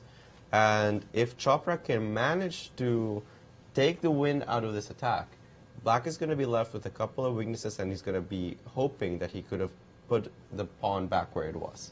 I agree, but with the bishop on d5, I don't think the pawn on e6 is such a weakness now. It's just more of a long-term. The problem is that bishop is not necessarily going to live forever. If I can put my bishop on c4, then I'll have a queen on d5. well, that's something. No, but I mean, I don't think Black's attack is so dangerous. It's like anything, because I don't even see where. I think he wants to continue after f4, g4, knight f6. Let's say a move such as knight b3, very natural to put the knight on c5. I think he wants to play e5, e4. I thought he wanted to play knight g4 and bishop h1. But then bishop f1? Oh yeah, okay. Yeah, this doesn't quite work because of this bishop f1, and it seems like everything's covered. This is reversed. Yeah. Unfortunately, but e5 definitely makes sense. e5, e4, break open the center by force. Try to get counterplay. It doesn't matter if it costs me my a6 pawn. I'm going to checkmate this guy. This is completely risky from Rufeng Lee. I think he felt the need to win a game. He hasn't won a game in the entire tournament. He has 2 draws and a loss. That's true. I think that he feels the need to prove a little bit in that position. He senses the weakness of his opponent on the clock, and he says, okay, this is risky, but this is what I'm going to go for. He's burning bridges right now. He has definitely burned bridges, yes. And we do know he's the kind of player who doesn't shy away from complications. Not at all. He doesn't wait for the complication to occur. He'll like stick them out. Yes. As we know, as we've seen in the U.S. juniors, sacrificing pieces and everything. And actually, it'd be interesting if we can get them after the rounds to hear how these results early on influenced the dynamic of the team. If they felt the need, they need to win. The tournament standings, they're down by, well, their team is down by 1 point. Overall, they're down by 2 points. If they feel like they need to win, if he felt, he personally felt the need that he needs to do something, or he just objectively thought, oh, I have an attack and this is what I'm going to do because I think objectively this is the best move I can play. He's usually very true to his style. I think that these are the kinds of positions that really jump at him. The ideas of breaking through, of sacrificing pieces, of cutting the complications, of not being afraid of leaving weaknesses on yourself. Sometimes irreparable weaknesses, but in this case, he just wants to counter it with the initiative, with the dynamic and specific options that the position is giving him. So this is very Rufeng. If I had to categorize a move like knight h5 f5, it's very Rufeng to do something like this. Yeah, definitely. This is his style, and like you said, he's playing through his style, and that's great. Yeah, it's good for us, as we're gonna definitely see a interesting game at this position. Rufeng is going to try to put the pressure, especially with the short time control that's coming up. Yes, and they have how much? 13 minutes versus 23 minutes, which is still a lot of time, but he's the one who has more time on the clock. So if he's able to put pressure on his opponent, then his opponent might find himself in trouble trying to scramble in time trouble. Let's take one more look at the Sevian game before we take a break, see if we have any developments, as we looked at all the other games. Black is trying very hard to exchange queens. After a3, bishop c5, rook e1 was played attacking the pawn on e5, queen e6, once again chasing this queen swap, and I'm expecting a move, maybe queen c2 or queen b1. Queen b1 looks much more natural to the naked eye, but unfortunately after a move such as rook f8, I think the position just becomes very, very equal. After knight e4, okay, I'm defending the pawn on f2, I am centralizing my knight, but I don't think I can take here because of queen takes b5, and then you're going to have some problems defending the pawn on e5. But the even bishop, this position, even that position. But if I can get the queens off the board and this pawn on e5, that's definitely pushable, I guess. After knight e4, I think the best move, once again, we're not going to be materialistic. We're going to put the bishop on the best position on d4, keeping this action on the pawn on f2. After queen takes b5, queen enters the fray with queen to a2, attacking both the f2 and the a3, and this is just going to be simplified in a matter of moves. I'm going to take the pawn on a3. Well, queen h5 was played actually, Christian. Queen h5. Queen which, h5 I was think played. this is more natural because white is just committed to that king side. Absolutely. I mean, you put all your pieces there, you can. I mean, queen b1 didn't look natural to me, to be honest. The problem is, I need to find a way to get this rook into the play, and I think rook a8, rook a4, or rook takes a3 might be the right way. Now the question is, okay, knight e4 seems very natural. Are you going to take my pawn? That is the question. My guess is no. But I think there's a very clear tactical refutation there, because knight g5, right? I think rook f6 is much more potent. Rook f6, and this is just looking very, very ugly. You have to play a move such as queen to d7. Wait, what happens if I take? What if I just Let's see. You said not be materialistic, but you know. Should I give you a medal for this one? Yes. I don't think I should. I have a feeling this is... I think I can find the first move. Okay, queen takes h6, yeah, king to g8. Don't look at I cannot see the engine. We're not eagle. You can't see that. I'm going to give you maybe another silver medal for this one. A silver medal? Easy. Tatev, I think you should have the first chance. Okay. Rook e3. There we go. Rook to e3. We're bringing the last piece into the attack. With a tempo, most Rook importantly. G3 is coming on the board. This is just game over. No, this is Wow, this came out of nowhere almost. It's Black like is Rook not going F6 to all allow of a this. sudden. And Black is not going to allow Wait, this. so you have a threat of Rook F6? No, the knight's on G3, sorry. So, but this is what White's trying to do. He's trying to create that pressure on the king side, put the ideas of sacrificing something along those lines to make the king uncomfortable. And it's this entire idea in this position. What else can he do? At this point, he's just committed. He's committed. He's committed to doing Completely something. committed. If he doesn't do that, he's just going to peter out to a draw. There's nothing that he can really play for. There's just one weakness. Yeah, I have a feeling after that 17 move draw with White, he was told, don't do this Just ever try. again. You gotta try. Yeah, you gotta try. And he's doing it. He's at least putting some pressure. Whether he's successful or not, that's a different matter. Esipenko is, I think, playing a solid game. I think he's been playing well so far. And we're going to see if Sevian can break through. And we see this a lot in the Grandmaster games, an equal position, and one person is trying, and then the opponent makes a mistake, and that's how you win. Like, at some point, someone needs to make a mistake. And as we were saying, like, the bishop d4 move, we didn't want to put the bishop there because knight e4, rook f6, all this idea is coming.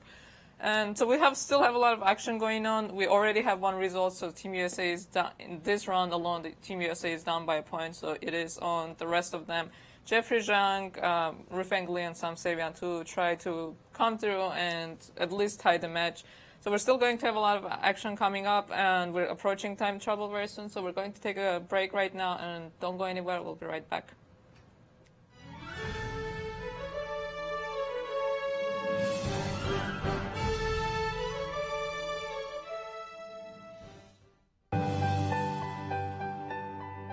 Healthcare in America is changing, evolving, and we're helping lead the transformation.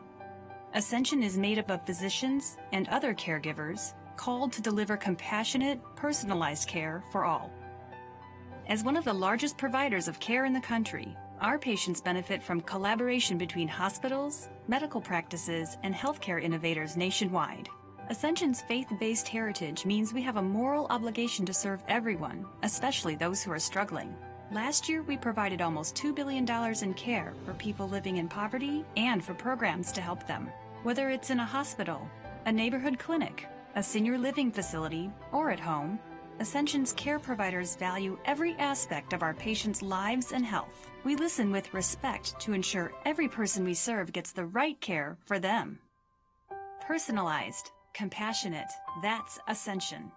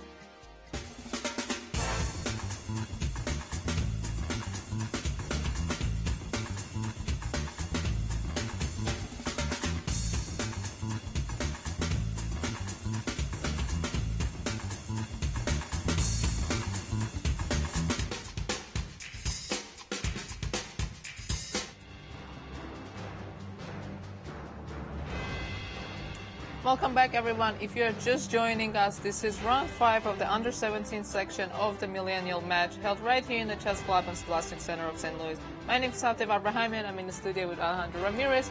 And as we're coming back from the break, we have some huge development in several of the games that are still going. We do have already one result. Yeah. So U.S. team lost on the last sport, Nicholas Cheka losing that game against Sarana.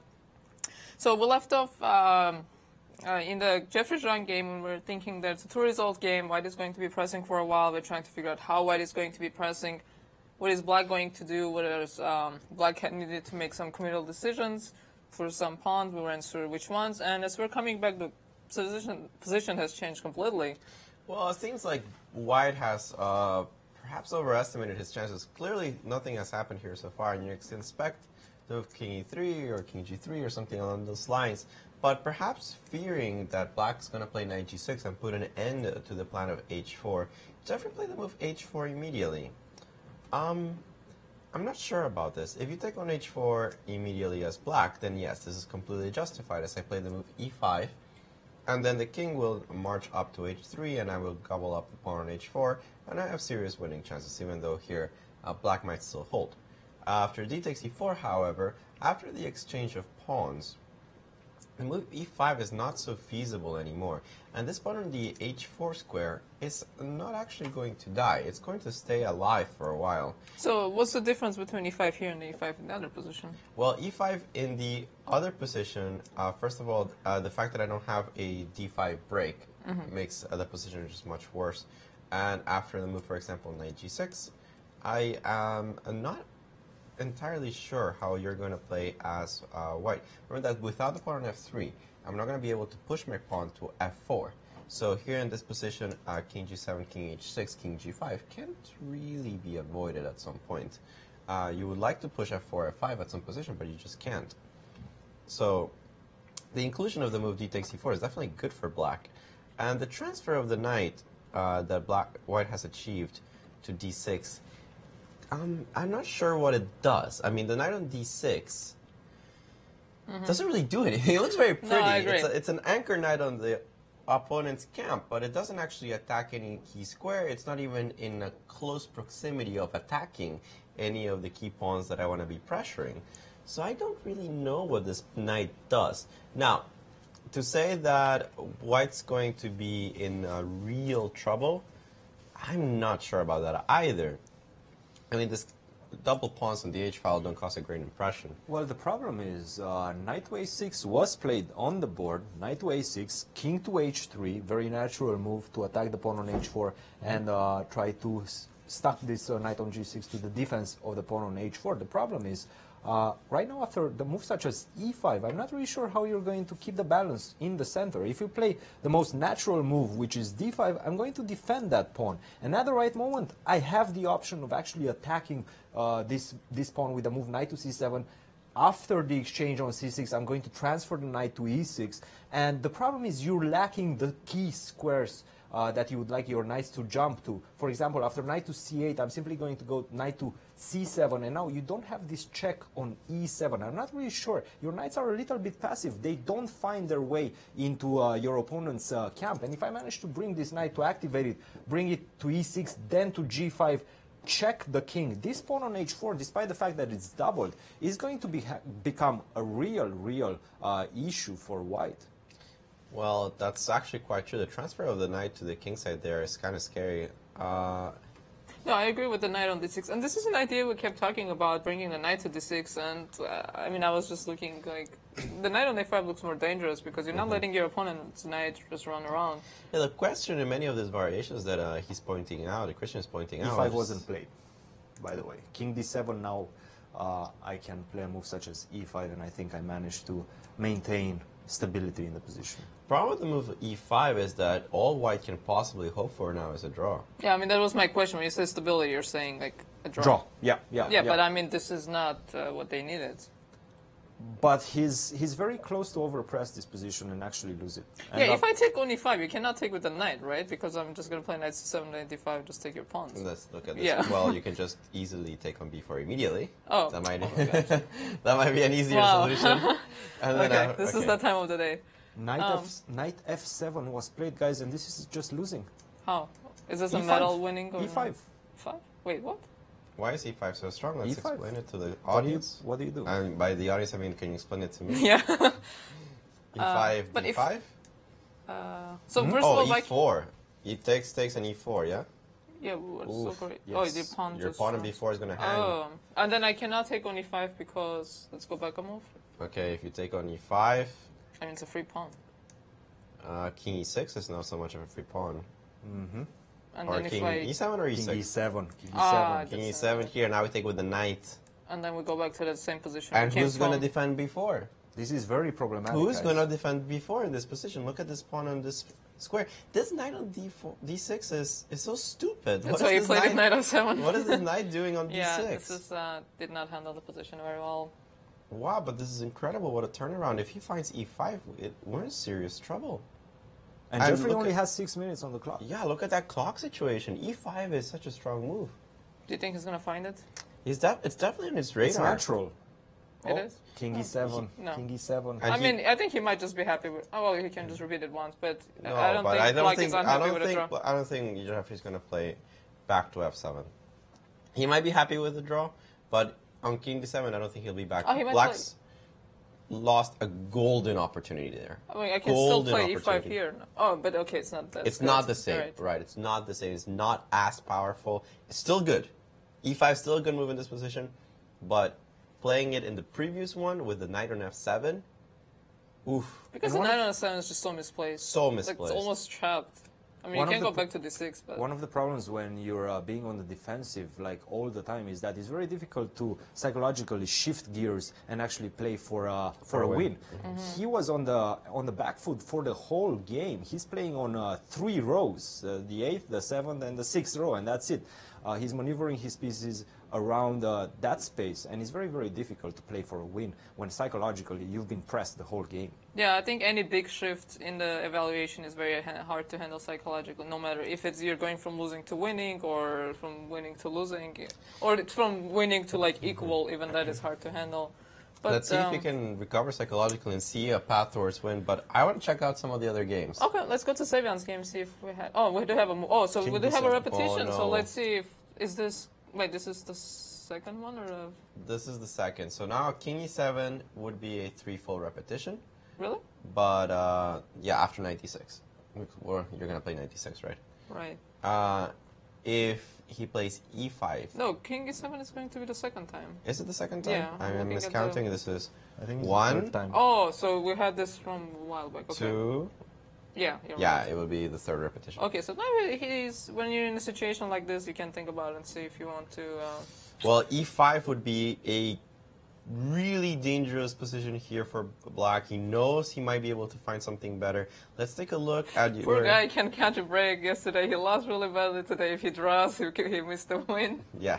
Like, cannot make the correct decision. Okay, let's take a look at Sam Savian's 7 game. Not much change. This knight, however, on E2 is not where I want it to be. Why did the knight go into? Can we go back? Yeah, I'm kind of curious as well. Rook A8, which was what Christian's suggestion. Rook F5, attacking the pawn on E5, but that cuts So the square idea. of the knight. Yeah, it cuts the knight out of the way. I really wanted the knight on F5. Bishop D4. Okay, knight E2. Wait, couldn't I play knight E4 then? You could, but I don't know what the follow. Oh, I don't have the rook F6 because I don't have the rook at the left anymore. No, you don't. So knight E2, queen C6, and this is the current position on the board. Taking on D4 will just lead to an immediate draw, but I'm not sure what else you're going to do. I mean, you did put a knight on E2. I'm assuming that you wanted to take my bishop. Wait, so... Well, I cannot... If I take your bishop and don't win a pawn, I don't think I want to do that because I'm just giving you a passed pawn. Right. I have back rank issues. You do have a back rank issue. That's why the move queen C7 was played, to play rook E1 with checkmate, so D4 is currently poisoned. I mean, this is obviously just a draw. You can play most moves, and this is a draw. And with the knight on E2, I can just stay on the diagonal with the bishop, I think, because my king is not under attack anymore because your knight is on E2 and not E4 or H5. So rook C1 was played, again putting pressure here on Black's position. He's going to keep trying. There's no reason to give up just yet. Let's see the other game. Yeah, the roofing game. I see, wow. It's a lot of craziness. And Chopra with 2 minutes on the clock. Aryan Chopra against Ri Feng Li. Only 2 minutes for the Indian player in this position. What? We have a huge mess. I don't even know what's going on. Let's take a look back. I look how the last one was like H3, like a quiet. You have to defend the pawn. Yeah. So we left it off all the way back here. After knight f6, b5 was actually played instead of the move that we expected, knight b3. Simplifying the situation here, but of course, this... Oh, sacrificing a pawn. Sacrificing well, not really, because you take back on f3. Strong word, yeah. You exchange some pawns, checking king h2 and h3, and this is how we arose this position. Black's done great to fix the structure. On the other hand, material is now very reduced. I would definitely take black in this position with a safer king and a superior situation on the clock. But material is so reduced that I'm trying to figure out if I could actually create any real threats. I'm not sure how much safer your king is, because like, you cannot really move your knight, because you always have some back-rowing issues. Bishop h1 was played, bishop f1 almost immediately played, because you have to defend here the checkmate threats on the g2 square. So how do you defend your pawn? Or do you defend your pawn? Maybe a queen... Oh, I don't want to play queen f3, because then my bishop's trapped. Yeah, you don't want to play this queen here almost ever, because you lose coordination completely. Yeah, because now knight d4... Yeah, finding a next move is not so clear. Something like even knight d4, knight d6. It's not so clear to find a next move. So how do we defend the pawn? How do we defend the pawn? Good question, huh? It's not very clear. Maybe I just have to go back with the bishop and attack your knight. Oh, but... and then knight d4? Knight d4, I was hoping I could use some kind of pin. Queen a7, maybe? Wait, what? And then I take your pawn? And I'm hoping. I mean, I don't know. I didn't say I found anything. I was just hoping that I have something. Well, but worst case scenario, I can go bishop. No. No, then you're quite... No, I mean, now we're just exchanging everything. I don't see much. I mean, if I lose the pawn on f4, this is the current position. If I lose the pawn on f4, white's king feels a lot safer than it does right now. Yeah, because I'll put a queen on f2, my knight can always go there. I'll play bishop g2 force an exchange at some point. Yeah, shouldn't be a lot of problems here for the white side. I think it's just visual. I don't think it's actually black. White isn't any danger. You don't have enough. You don't have anything to do. You can't do anything on the dark squares. You don't have a dark square bishop. Like if you had a dark square bishop, I would just die here. But I agree with you. This looks more visual than anything else. I don't see any problems with white's position. Perhaps the engine can find something, but... No, the position is completely equal, guys. Yeah. And I actually have a moment of truth for you guys. This is for the gold medal. After the move h3, there is only one way that black can maintain the initiative and keep the position unbalanced, keep the material on the board. Let's see who's going to get the gold medal. To keep the position unbalanced.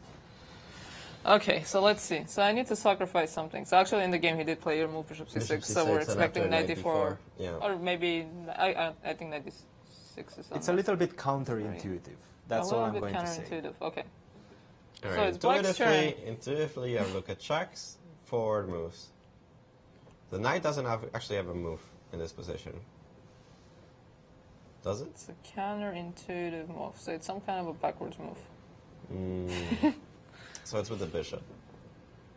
No. Is it with the bishop, Christian? This is for the gold medal, and you want me to give you any Yes, hints? I'll settle for silver medal. Absolutely no hints. Absolutely no hints. Okay, so let's see. So queen check doesn't do anything. Queen attacking bishop doesn't do anything. Counterintuitive moves. I don't know. Can I sacrifice on g4? No. Bishop d5. Ta-da-da-dum. Yes. Bishop to d5. Because you cannot take the bishop. In that position would have maintained the initiative. Keep the pieces on the board. After you retreat the bishop, I always have the idea of playing f3. Defend that pawn very close to your king. Your king is going to always feel unsafe because of this action on the a7 g1 diagonal, the dark square diagonal. The position is still very close to equality, but with 1 minute on the clock, keeping this pawn alive was crucial, and unfortunately Rui Feng played the move bishop h1, which, as you guys mentioned, was the visual move to threaten immediate checkmate on g2. But after bishop f1, simply your pieces are uncoordinated, and the pawn on f4 is falling. So yes, bishop d5 would have been the right move. After bishop takes d5, this would have been game over on the spot because of queen takes b5, and now you don't have any way of getting out of this very, very dangerous pin on the 5th rank. Queen b8 doesn't work, queen e8 doesn't work. You're going to lose the bishop and the game. This would have been very, very difficult to deal with over the board. But congratulations, Alejandro. You've earned your medal. And we have big developments in the Jeffrey Zhang game. Haik Martirosyan did play e5. He did not repeat the position. He's going for the win. He smells it. He knows that something's already gone horribly wrong for Jeffrey. He plays the move e5, d takes e5, and on the board we have the move that the computer was suggesting, king e7. Oh, we have this position already. Yeah, oh, wow. And this knight on f7, it doesn't have a way back into the game. I need to defend this pawn on b4. It is so far away from it. It is just so far away from it. And at this point, wherever the knight moves, I'm going to take on e5 with the knight, and that removes the only defender of the b4 pawn. And the rest, I think, is just toast. This is not a good day for Team USA. And the knight doesn't even have that many squares to go to either d6 or... Okay, h6 is just kind of ridiculous. You have to go to d6, and 85 just looks very, very bad. It looks losing. Yeah. I think the endgame has turned around completely. It was funny because we're saying it's almost impossible for white to lose. It's a two-result game. He managed. He managed to find a way. I mean, he did try. Like, he made a lot of mistakes to get here. It's not like Black outplayed him. No, he just outplayed himself, basically. Basically. Yeah, I mean, we're losing, or US team is already losing by 1 point. So if Haik Martirosyan also wins, then they're at least guaranteed a tie. But I think based on the results, on the positions on the board, if Haik Martirosyan does convert the position, world team is going to win, because there's no way both Aryan Chopra and Andrei Esipenko are going to lose against Rui Feng Li and Sam Savian. So today is not, morning is not a good morning for Team USA. Not this one at the very least, because things are looking awful. We do have a move from Jeffrey, which I really don't think helps him very much. No. The move e6, I'm pretty sure I just take this pawn. I don't see the big difference. You basically get to the same position. Yeah. So you're going to play knight d8, I'm going to play king 7, you're going to play knight f7, I'm going to king e7, the knight's still d6, going to have to go here. And instead of taking a pawn, I just got to the same position. And we see this happening. Yeah, this is a very basic continuation.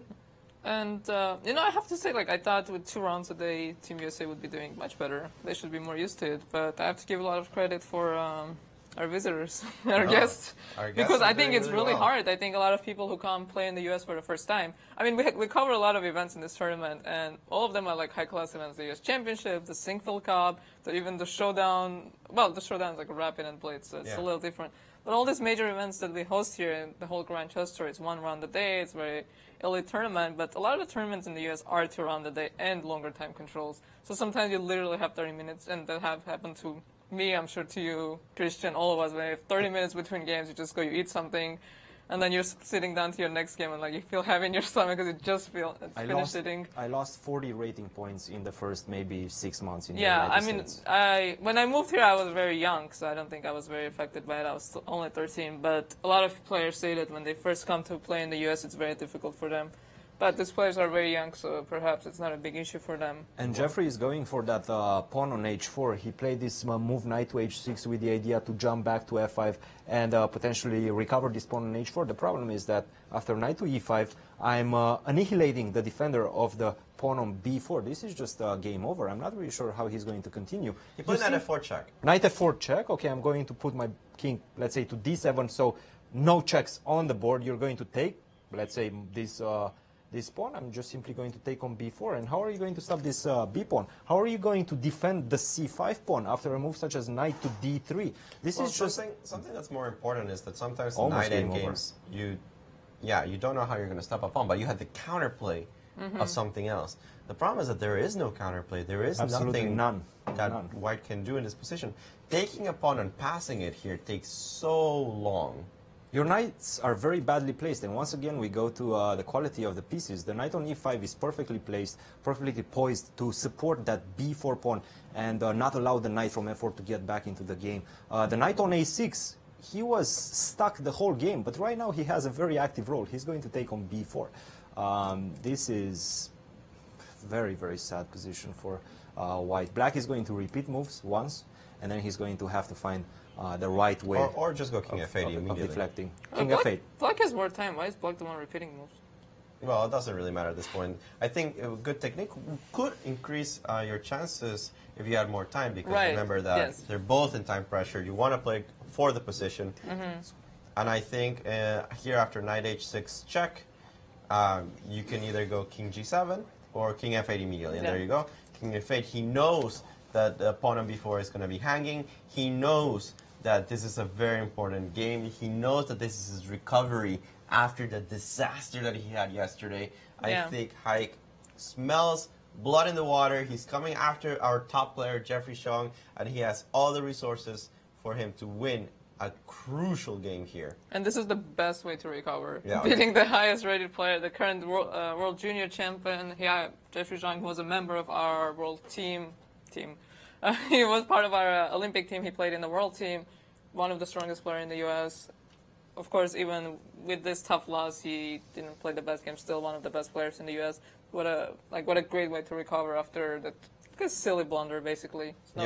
I mean, like when you lose a game like that, I mean, you feel bad, but then you feel like it's not a reflection of your play. Obviously, it's like your mind just turned off for a second. It's not like, oh my god, I'm such a bad player. I didn't understand the position, or like I couldn't calculate. It's like your mind just turned off for a moment and just blundered.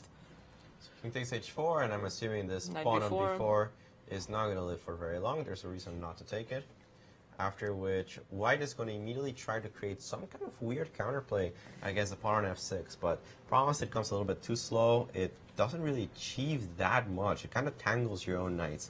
The example, knight takes b4. Where is my knight? On a6. This mouse is not cooperating. Sorry, guys. Knight h5, knight h5, and here the problem, among, well, many others, is that if I just play the move knight bd3, Cristian was mentioning how amazing this knight on e5 is, and the reason is that it's blocking a very important pawn on e4, because if I had to waste my time and bring my king to defend the pawn on f6, things are not so clear. The knights might create a counterplay, but if I just give up my pawn, and this knight remains blocking the e4 pawn, you've won what I could consider to be a completely inconsequential pawn. And even if you win the h7 pawn, like I have so many pieces, there's no, like your own pieces are in the way, and my king is in front of it, and so this just looks game over. Yeah, while before it just goes. Yeah, and he did take on before, and so that's the position we had. So it's white's turn to try to figure out what he's going to do. And it's absolutely done. I mean, Jeffrey has a good poker face, so we don't know how he feels. No. I think he has a good poker face. And I'm actually eyeing the Sam Savian position, and I do not like what to see because I see a pawn on d3. Well, luckily for us, this is the Sam Savian position against Andrei Esipenko. He is up a pawn. Let's give him that much. He is up a pawn in this position, so he should not be in any real danger. For the next one move, because queen takes a3 is coming on the board. Oh, so we do have a result in the Chopra versus Lee game. It looks like a draw to me because it looks like a bishop endgame. Really nothing to Wow, do. so this looks like the world team is going to take this match. Yeah, absolutely. Queen takes a3, and okay, all the pawns were annihilated. Only one part of the board to play in. An easy draw there. Ariane Chopra against Li Ruifeng. I wouldn't say great chances for either side to win at any given point. Is this the position? Okay. Yeah, Sam Savian against Andrei Esipenko. This is the current position. Also here, I don't consider there to be any real danger for Sam. You can just pile on the d-pawn, and black has no choice but to pile on the defense. So nothing much should happen in this position. You just keep attacking the d-pawn. They have to keep defending, and then we black just shuffle, keeps defending. right? You just shuffle back and forth. There's really nothing to do. Wow, what a bad day. Quite a bad day. We're going to be -2 for the day, as we got absolutely crushed on board 4 with Nicholas Cheka losing to Sarana. And here, Jeffrey Xiong just over pushing, or pushing carelessly, I would say is more accurately, just pushing carelessly against a Haik Martirosyan, who takes advantage of the situation. Yeah. And it is going to emerge up with a huge win. Here, Jeffrey's gears are turning, trying to figure out how not to lose immediately, how not to let the pawn on the b5 square queen in just a few more moves. He needs to at least keep the game alive, but he knows even that task is difficult to achieve. Down to 2 minutes is Jeffrey Chang. This looks very bad. Yeah, this looks like hopeless. a matter of time. Hopeless. Yeah, it's You just a simply matter don't of have time. counterplay. You cannot use your knights to do absolutely anything against my king. It's going to take forever to grab any pawns of mine. And creating a pass pawn, that's just a fantasy. This is just game over. Knight d3, b4, b3, b2, game over. And tick-tock, there goes. Okay, 96 check. Let's play the check. King e7, nice. King e7 or king e8 seem completely normal. So I guess the knight is going to the center, d4 to let's try to stop the pawn for the time being. For the time being, but... King e7 right away, so knight d4 right away. Knight d4 right away. And now I would expect knight bd3. You can just take the pawn, right? Targets the c5 pawn and helps me push the pawn on the b file. And as we have already mentioned, there is no counterplay. That's a big problem. There is nothing that Hayek has to be worried about. There's no pawn on the h file. There's no potential counterplay with a pass pawn. Your pawns on the king side are pretty safe. Yeah, and the 2 minutes to 7 minutes, the time differential is pretty significant. It's very significant here. The differential in pawns, the differential in time.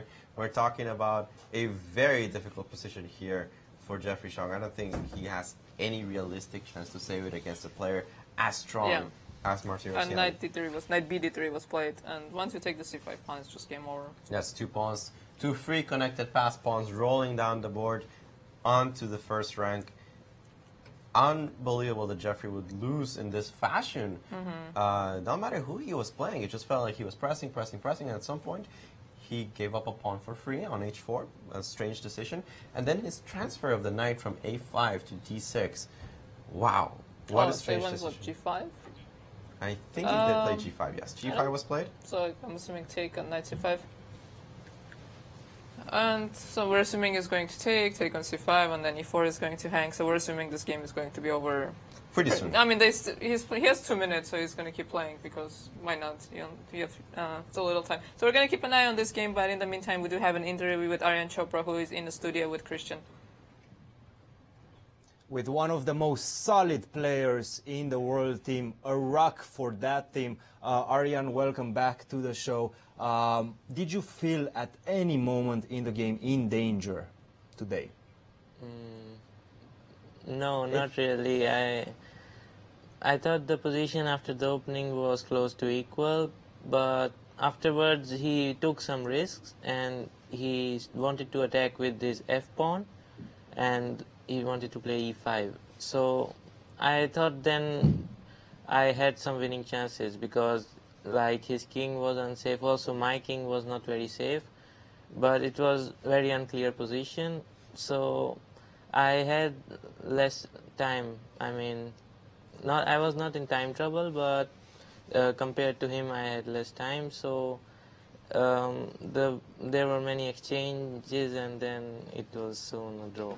And you feel like this strategy of his to try to overpress, try to unbalance the position at all costs came because of the match situation, because Serrana, for your team, won his game very, very quickly? I don't know. Really. I thought, okay, he played a sharp variation, so I thought he wanted to win from the beginning, so I also had winning chances. And tell us, what is the strategy overall surrounding your team? Do you guys meet at night, have board meetings, plan the strategy for next round? Yes, we do. Well, very, very organized world team, and right now they're definitely leading with authority this tournament. Guys, back to you. Yeah, already a +3 score on the overall for the world team, and it should be a +4 soon, as I do not like Jeffrey's position. I don't know why his opponent has given up the f6 pawn for free, but it shouldn't change the character of the position. Wait, what happened after g5? He took on c5. And so is there a problem with taking on g5? No, I mean, I think everything was winning. I don't see any problem with what he's done, or with f takes g5. Okay, so what did he do? He takes on c5, knight g8. King, I think he played it to f7, and knight takes f6. This is the current position. So what's the plan now? I'm assuming before b3, b2 is a good plan. Yeah. I agree. Queening a pawn sounds good. Okay, but let's start. So before, if I take, I have to give up a knight. Yeah, the only thing you have to be careful is not to give the other pawn away, because 2 knights can't mate a lone king. So, that's true. Except if there's some exceptions with a pawn, but I don't want to get into that.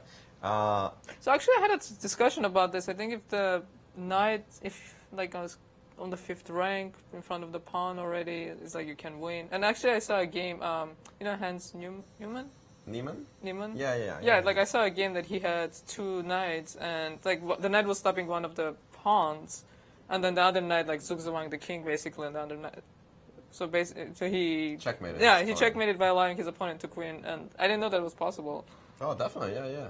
But there's like certain positions. Which is a draw because the pawn is too advanced. But okay, there's no need to get into that. No, there's no need to. I think there is one very easy way to win this game, and that is play the move knight to e6. This knight on d4 is the most powerful piece in White's camp. He's, for the moment, stopping Black's march on the b file, and if you exchange, obviously, after king takes e6, knight takes h7, your knight is way out of the game. I'm going to go b4, b3, b2, and there's no way you're going to stop that. My knight on e5 is perfectly guarding this pawn on g5, so there's never a way for you to try to promote. And after knight e6, if you try to play a move such as knight c2 to still stop the pawn, I have this move h6. Now you cannot take on h6 because knight on f6 is hanging. I'm going to grab another pawn. I'm going to be 2 pawns up, 2 connected passers up, and that's just going to be game over. All she wrote. And he has played knight e6. Nice. Hayek has found the correct continuation,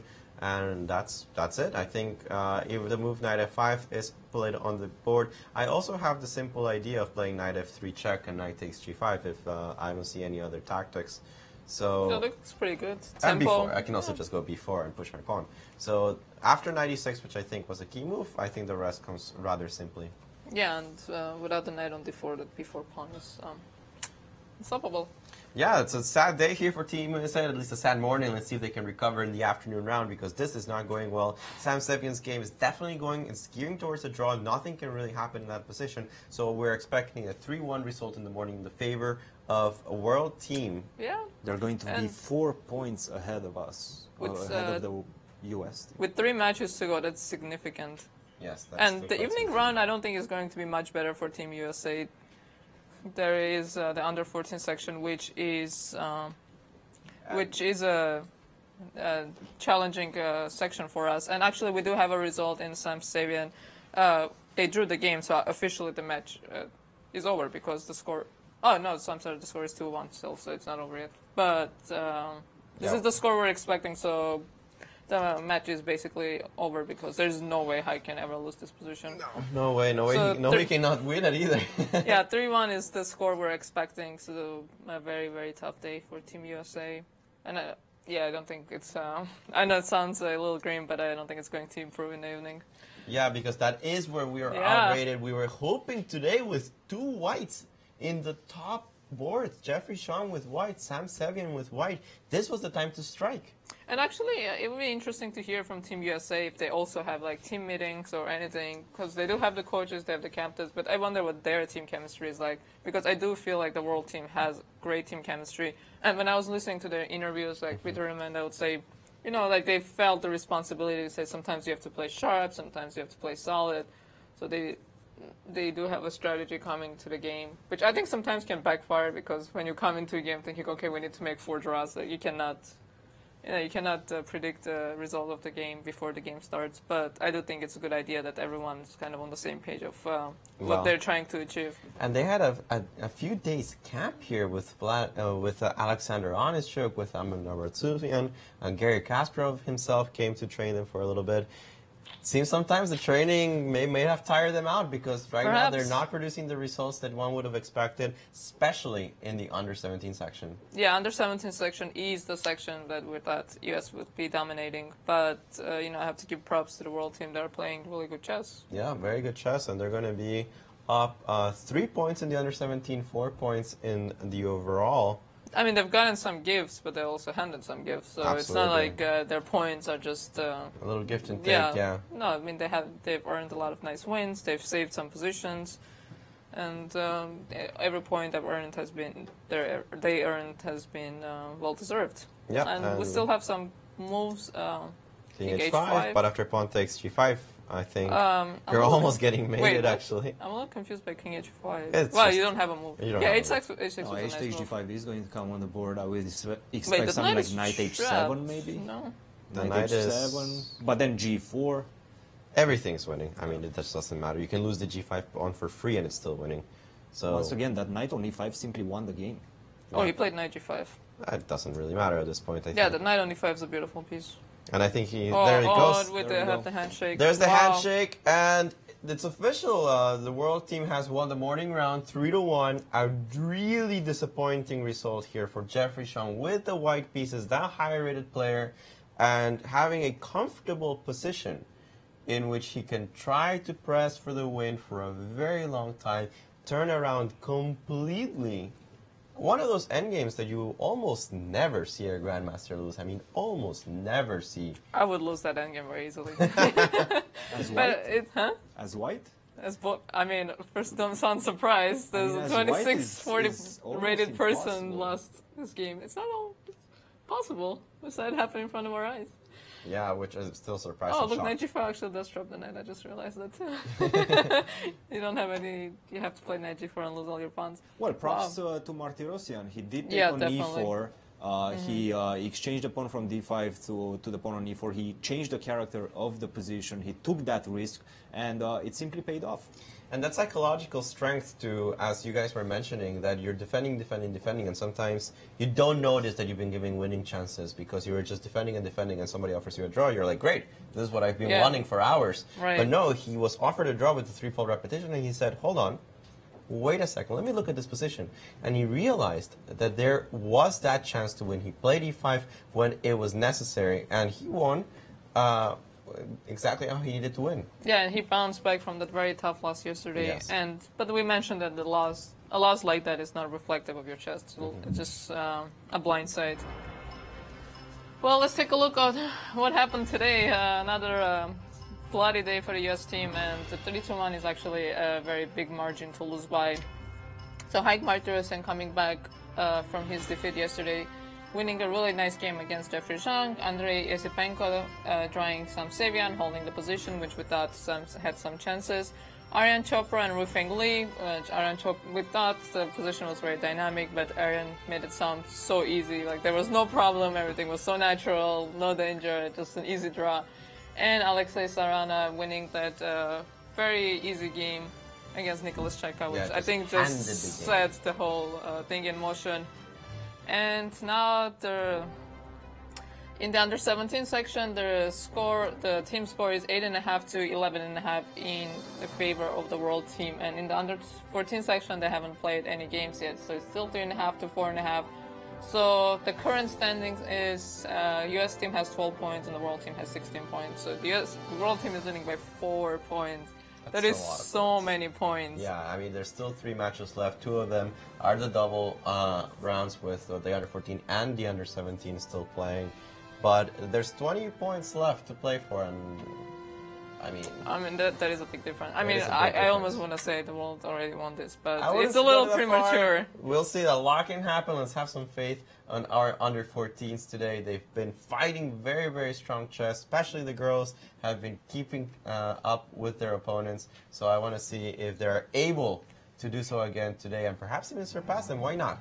I mean, I don't want to take anything away from our U.S. team, but I do have to give a lot of credit to the world team because they are, really I think they are very, very impressive in this tournament. And it's like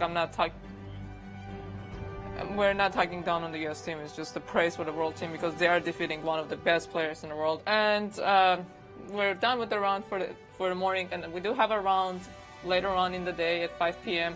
It was going to be the double round, and as a reminder, tomorrow's round will be starting an hour earlier so we can accommodate for the closing ceremony that will follow up the last round of the tournament. So we'll be starting at 9 a.m. tomorrow. Yeah, and we do have Cristian Chirila here with one of the big winners of the day, Haik Martirosyan. Of Armenia. with the biggest victor of today's round after a very, very difficult struggle against Jeffrey Zhang, the leader of the world team, Haik Martirosyan. Haik, welcome to the show and congratulations for today's victory. What did you do after yesterday's defeat? Yesterday's defeat looked very painful. It looked like you just simply blundered, and after that there was no coming back. What did you do at night to get ready for this important match? Yes, it's a very interesting game, and Jeffrey play win because USA team lost. It's draw position, but he played G4. It's not good. At G4, G5, H4, GH. I'm fine in this position. You felt like he overpressed in the game?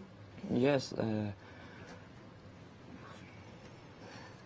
Առաջին հարցը քեզ հարցում էր երեկվա պարծեց որ տարվեցիր հետո ինչ արեցի որ կարողանաս այսօր ոնց որ քեզ հավաքվես ու այսօր կարողանաս խաղաս։ Շատ երկար է երեկվա պարծեց հետո մտածել եւ փորձում եմ այսօր կարողանամ ամեն ինչ անել որպեսզի թիմին օգտակար լինեմ։ He said he spent a lot of time thinking about the game yesterday, like kind of dwelling over it, but he pulled himself together and decided he's going to do whatever he can to come through for the team today.